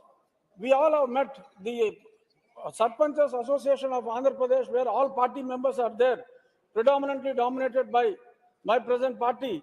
We all have met Honorable Minister Giriraj Singh ji and given a representation. He is kind enough to give a note to the state government to give back the money within 10 days. But in the last 3 months also, nothing has happened. Now, with this, the villagers are greatly suffering, and the dream of the Honorable Government of India, led by Narendra Modi ji, is not getting honored. So I once again request Honorable Minister Giriraj Singh ji, who was here till now, I had already briefed him this morning also, through the Honorable Chairman, sir, to take it up immediately on priority. And one more minute, sir, just one more minute, I'll finish.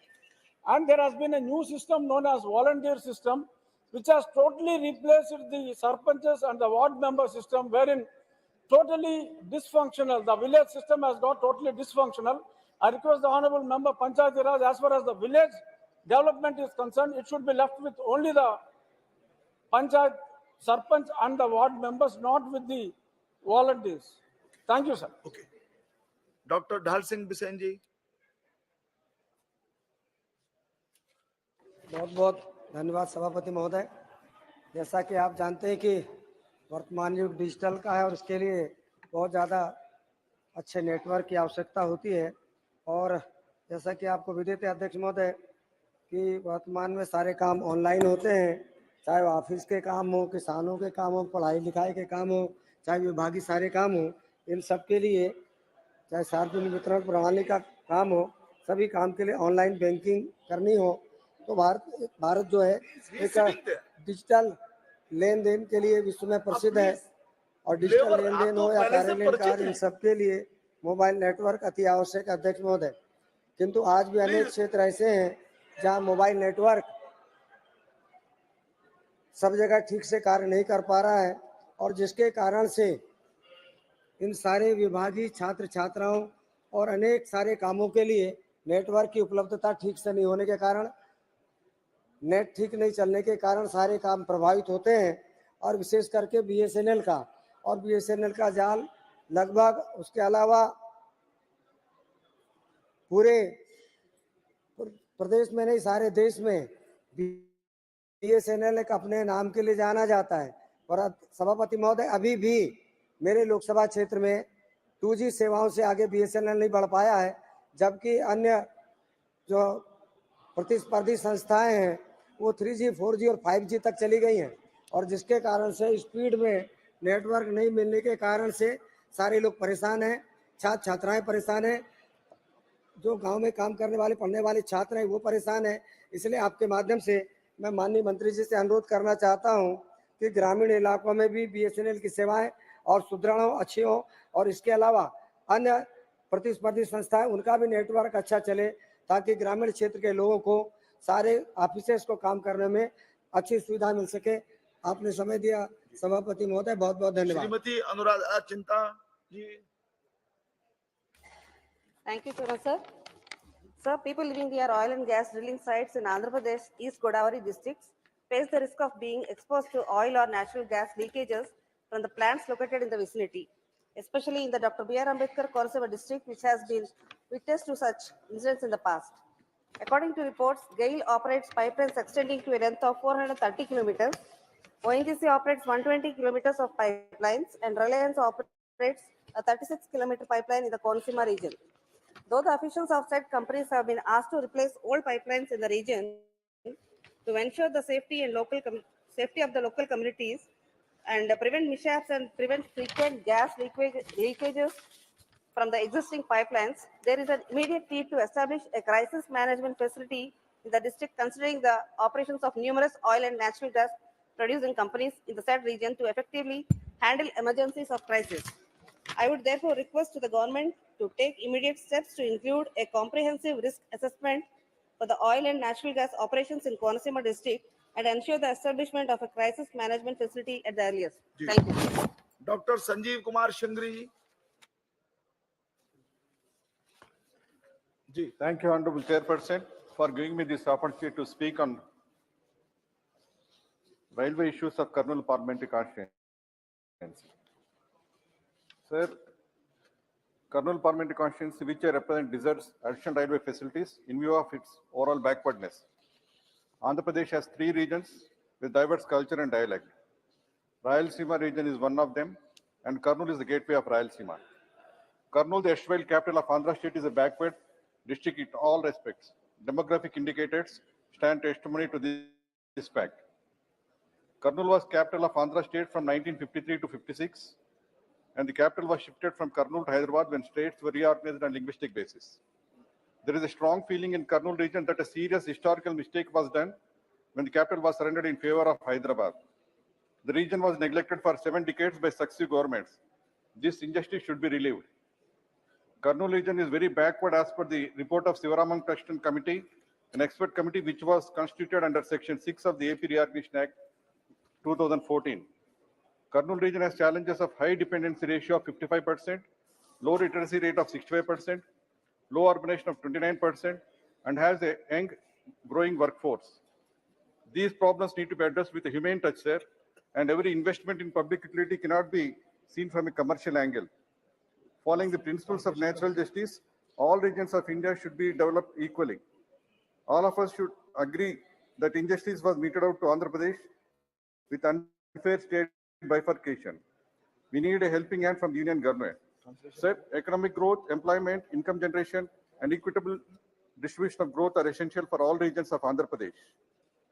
It is distressing to note that domicile migration, that is distress migration from this area, is in lakhs every year. Nearly 3 lakh people migrate to different areas from Kurnool Parliamentary Constituency.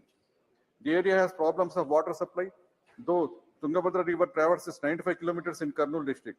Only 60% of cultivable land receives water supply. People hardly cultivate 1 crop per year. So people travel hundreds of kilometers in search of job. People are asking for a better connectivity with cities like Visakhapatnam and Vijayawada, which are the 2 cities of Andhra Pradesh.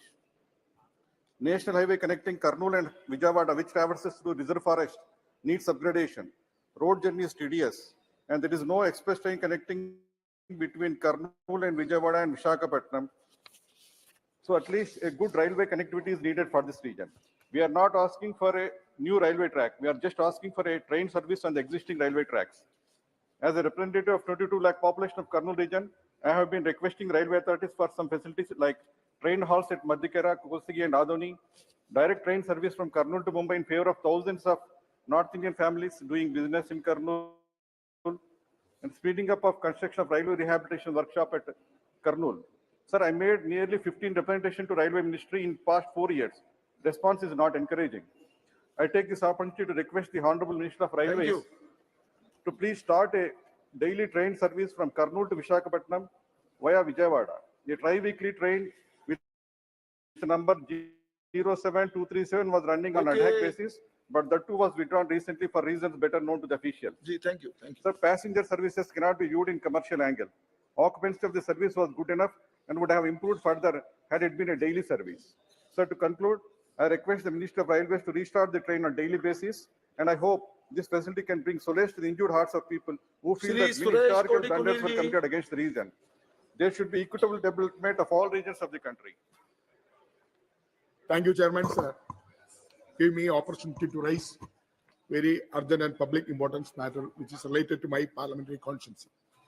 Sir, the fight and agony of cashew workers who are workers in Kollam and Alappuzha in Kerala who are striking for want of renewed wages and decent benefits from their occasion is a grim and unfortunate picture of the crisis engulfing the cashew sector in Kerala, which is livelihood of more than 3.5 lakh workers, a majority of them being women from backward communities.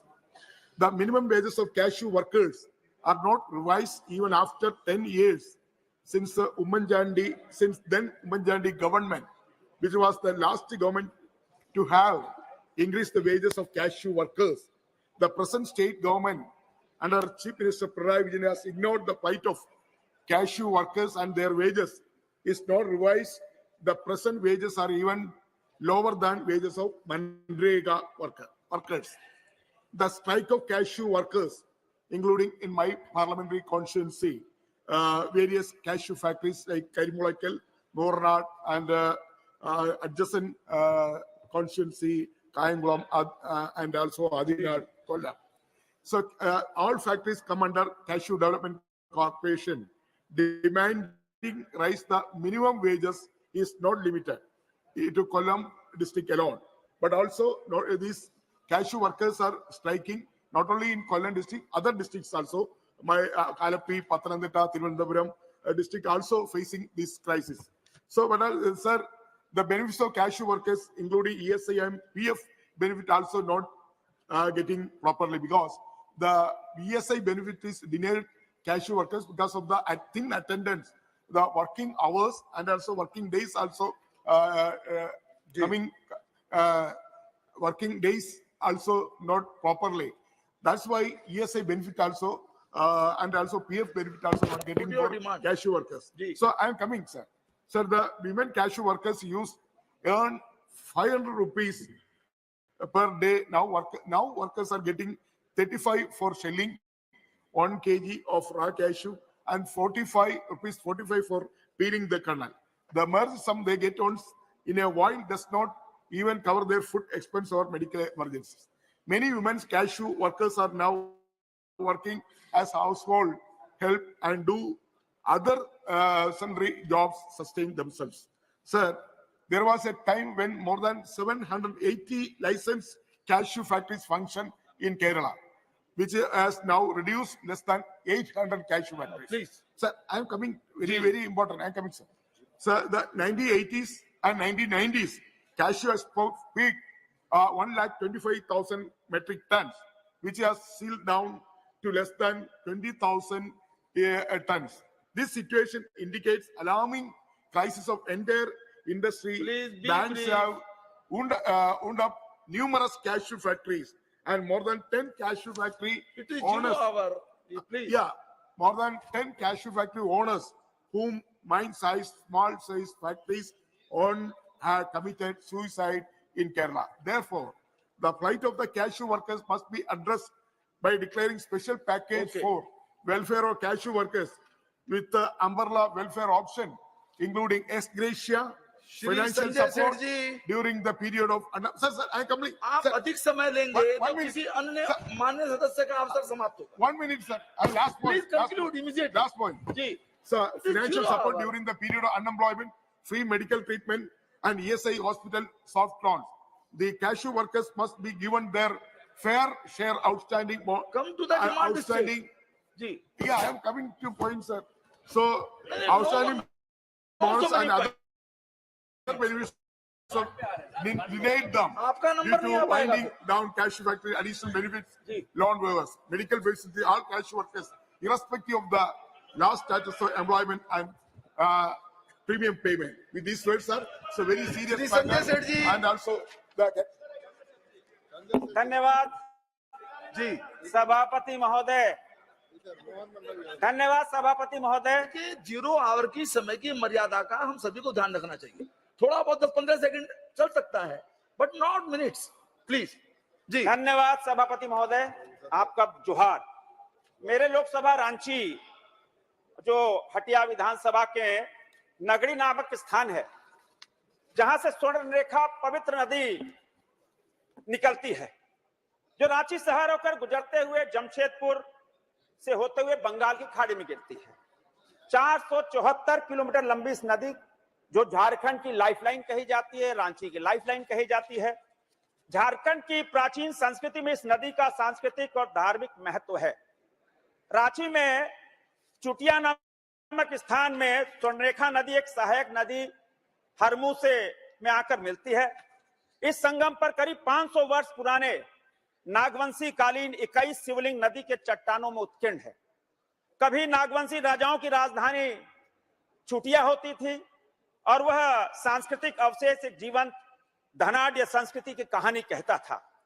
किंतु अफसोस यह है कि झारखंड की JMM and Congress की सरकार की अनदेखी के कारण, उदासीनता के कारण, गैर योजना से तेजी से बढ़ते शहरीकरण के कारण यह नदी एक हरमू में मिलती है, वो नदी क्या नाले में तब्दील हो चुकी है। नदियों के किनारे अतिक्रमण, शहर का सीवरेज जो सिस्टम, उसका पानी अब स्वर्णरेखा नदी में गिरता है। दिल्ली की यमुना नदी से भी स्थिति उस स्वर्णरेखा नदी की खराब हो गई है। इन दोनों नदियों के संगम तल के स्थल पर स्वर्णरेखा बिल्कुल काली पड़ती हुई जा रही है। आज से लगभग 10-15 साल पहले पूर्व से हजारों की संख्या में छठ व्रती वहां अर्घ देने जाते थे। महोदय, सभापति महोदय, बहुत अहम विषय है मेरे रांची सारे के विषय लिए। अहम होते हैं। मैं भी वहां सावन के महीनों कांवर लेके उस स्वर्णरेखा के नदी के तट से पानी लेकर पहाड़ी मंदिर पर बाबा का अभिषेक करने जाते थे। वहां अनेक तरह के मेले, आप कृपा करके नरेंद्र नारायण भोजन क्या आप चाहते हैं ये बताइए। हर एक घर से एक एक मुट्ठी चावल और दाल लेकर प्रसाद बनाया जाता था, लेकिन नदी के प्रदूषण होने कारण लोगों ने इस नदी से खुद को दूर कर लिया। अब छठ और कार्तिक पूर्णिमा दोनों में श्रद्धालुओं की संख्या कम हो गई। नदी के चट्टानों में उसके जो शिवलिंग है मांग रखिए, तेजी से क्षरण हो रहा है। मेरी यह डिमांड है कि दीर्घकालीन योजना बनाकर इस स्वर्णरेखा नदी, जो पवित्र नदी, इसको बचाया जाए, क्योंकि वहां की सरकार से कोई उम्मीद नहीं है। यह नदी सांस्कृतिक धरोहर है, उसको कैसे हम सब बचाएं, इस पर आपका ध्यान, आपके माध्यम से सरकार का ध्यान हम आकृष्ट करना चाहते हैं। श्री एस रामलिंगम जी,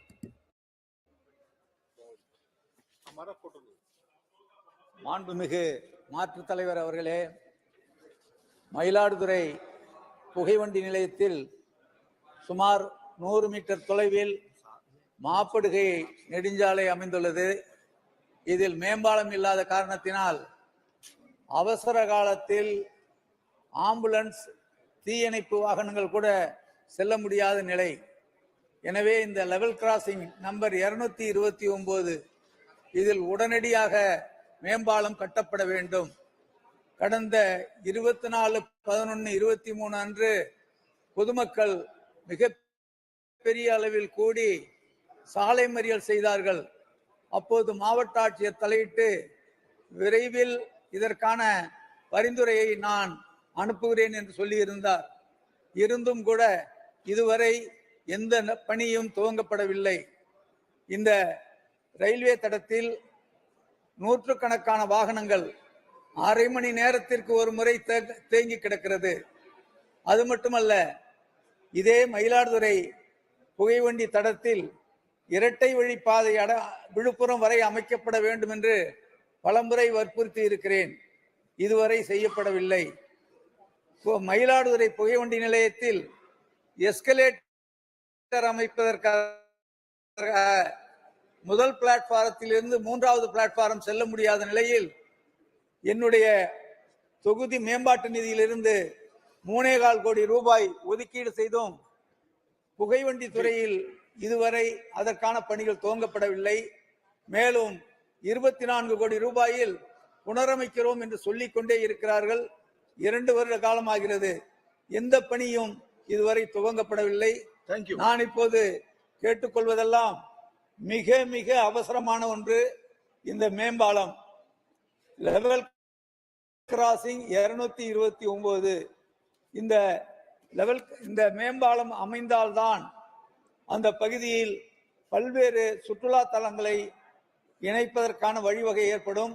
எனவே உடனடியாக இந்த மேம்பாலத்தை அமைத்து தர வேண்டும் என்று கேட்டுக்கொள்கிறேன். நன்றி, வணக்கம். श्री अधीर रंजन जी. Sir, I would like to flag the attention of this government that it is alarming to note that there is no respite of ethnic conflict and violence in the state of Manipur. Sir, it is paradoxical to note that on the one hand, both the central government and state governments are glibly claiming the peace and normalcy being restored in the state of Manipur. But on the other hand, the grave situation itself, which is prevailing over there, is an eloquent testimony of the abysmal failure of the state government of West Bengal, state government of Manipur.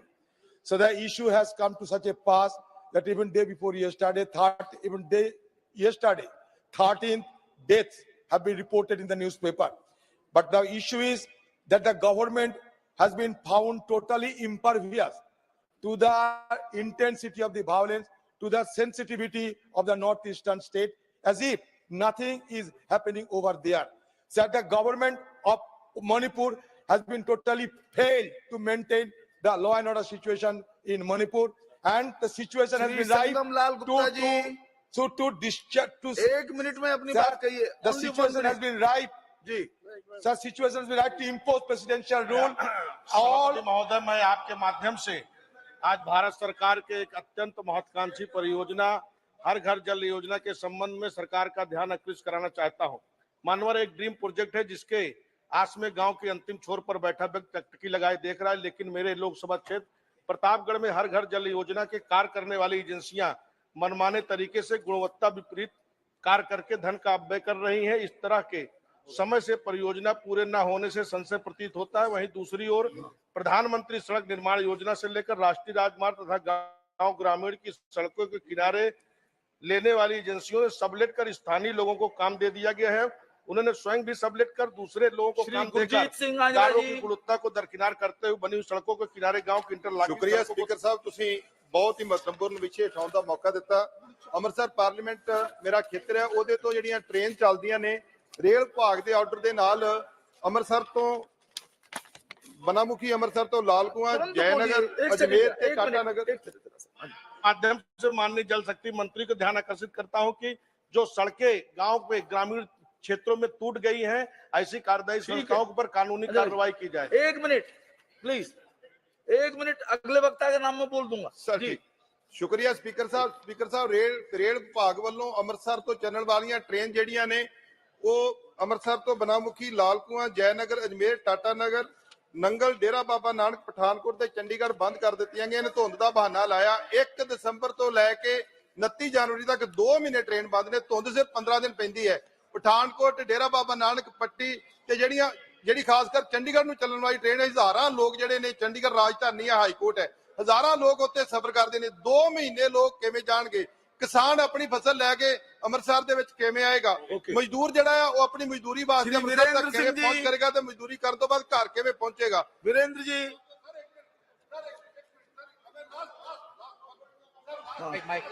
Mic आप लंबी बात बोलने लग गए हैं। सब ओ बैठो तो बोले जी, अरे भाई बोलिए सर मेरी सरकार तो दरखास्त है कि 1 ਦਸੰਬਰ ਤੋਂ 29 ਫਰਵਰੀ ਤੱਕ ਜਿਹੜੀਆਂ ਟ੍ਰੇਨ ਬੰਦ ਕੀਤੀਆਂ ਨੇ ਉਹਨਾਂ ਨੂੰ ਬਹਾਲ ਕੀਤਾ ਜਾਵੇ ਤਾਂ ਕਿ ਲੋਕ वीरेंद्र जी सुखी रहें। श्री वीरेंद्र जी सभापति महोदय, मैं भारत की संसद को और यहाँ बैठे हुए सभी सांसदों को और देश में यहाँ अनुपस्थित सांसदों को मैं एक बहुत ही महत्वपूर्ण जानकारी देना चाहता हूँ। भारत सरकार की योजनाओं को लागू करने के लिए जैसे विश्वकर्मा योजना है, किसान योजना है, प्रधानमंत्री आवास योजना है, इसके लिए मैं अपने लोकसभा क्षेत्र बलिया में एक कार्यक्रम लोक संवाद का चला रहा हूं, गांव सभा से लोकसभा तक। उसमें सारे संबंधित अधिकारी उपस्थित रहते हैं, डीएम, सीडीओ और सारे संबंधित अधिकारी और सारे विभाग के अपने सरकार की योजनाओं को लाभार्थी बनाते हैं। गांव सभा का सदस्य जो कभी पूछा नहीं जाता था, उस संसद के लोक संवाद के कार्यक्रम में उपस्थित रहता है और मैं निवेदन करता हूं कि पहले इसको लाभार्थी बनाओ, फिर 5 लोगों को ये लाभार्थी बनाएगा। मैं वहां के हमारा लोकसभा क्षेत्र बलिया 2 जिलों में पड़ता है, उत्तर प्रदेश के बलिया और गाजीपुर।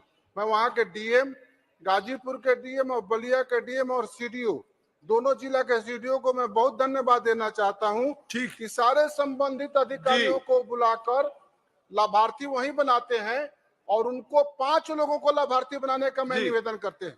आपकी आप चाहते क्या है? आपकी क्या डिमांड है? लोकसभा आपकी मांग क्या है? गांव सभा से लोकसभा तक का कार्यक्रम, भारतीय लोकतंत्र को भी गांव सभा सभा की से कार्यवाही 2 बजे तक के लिए स्थगित की जाती है।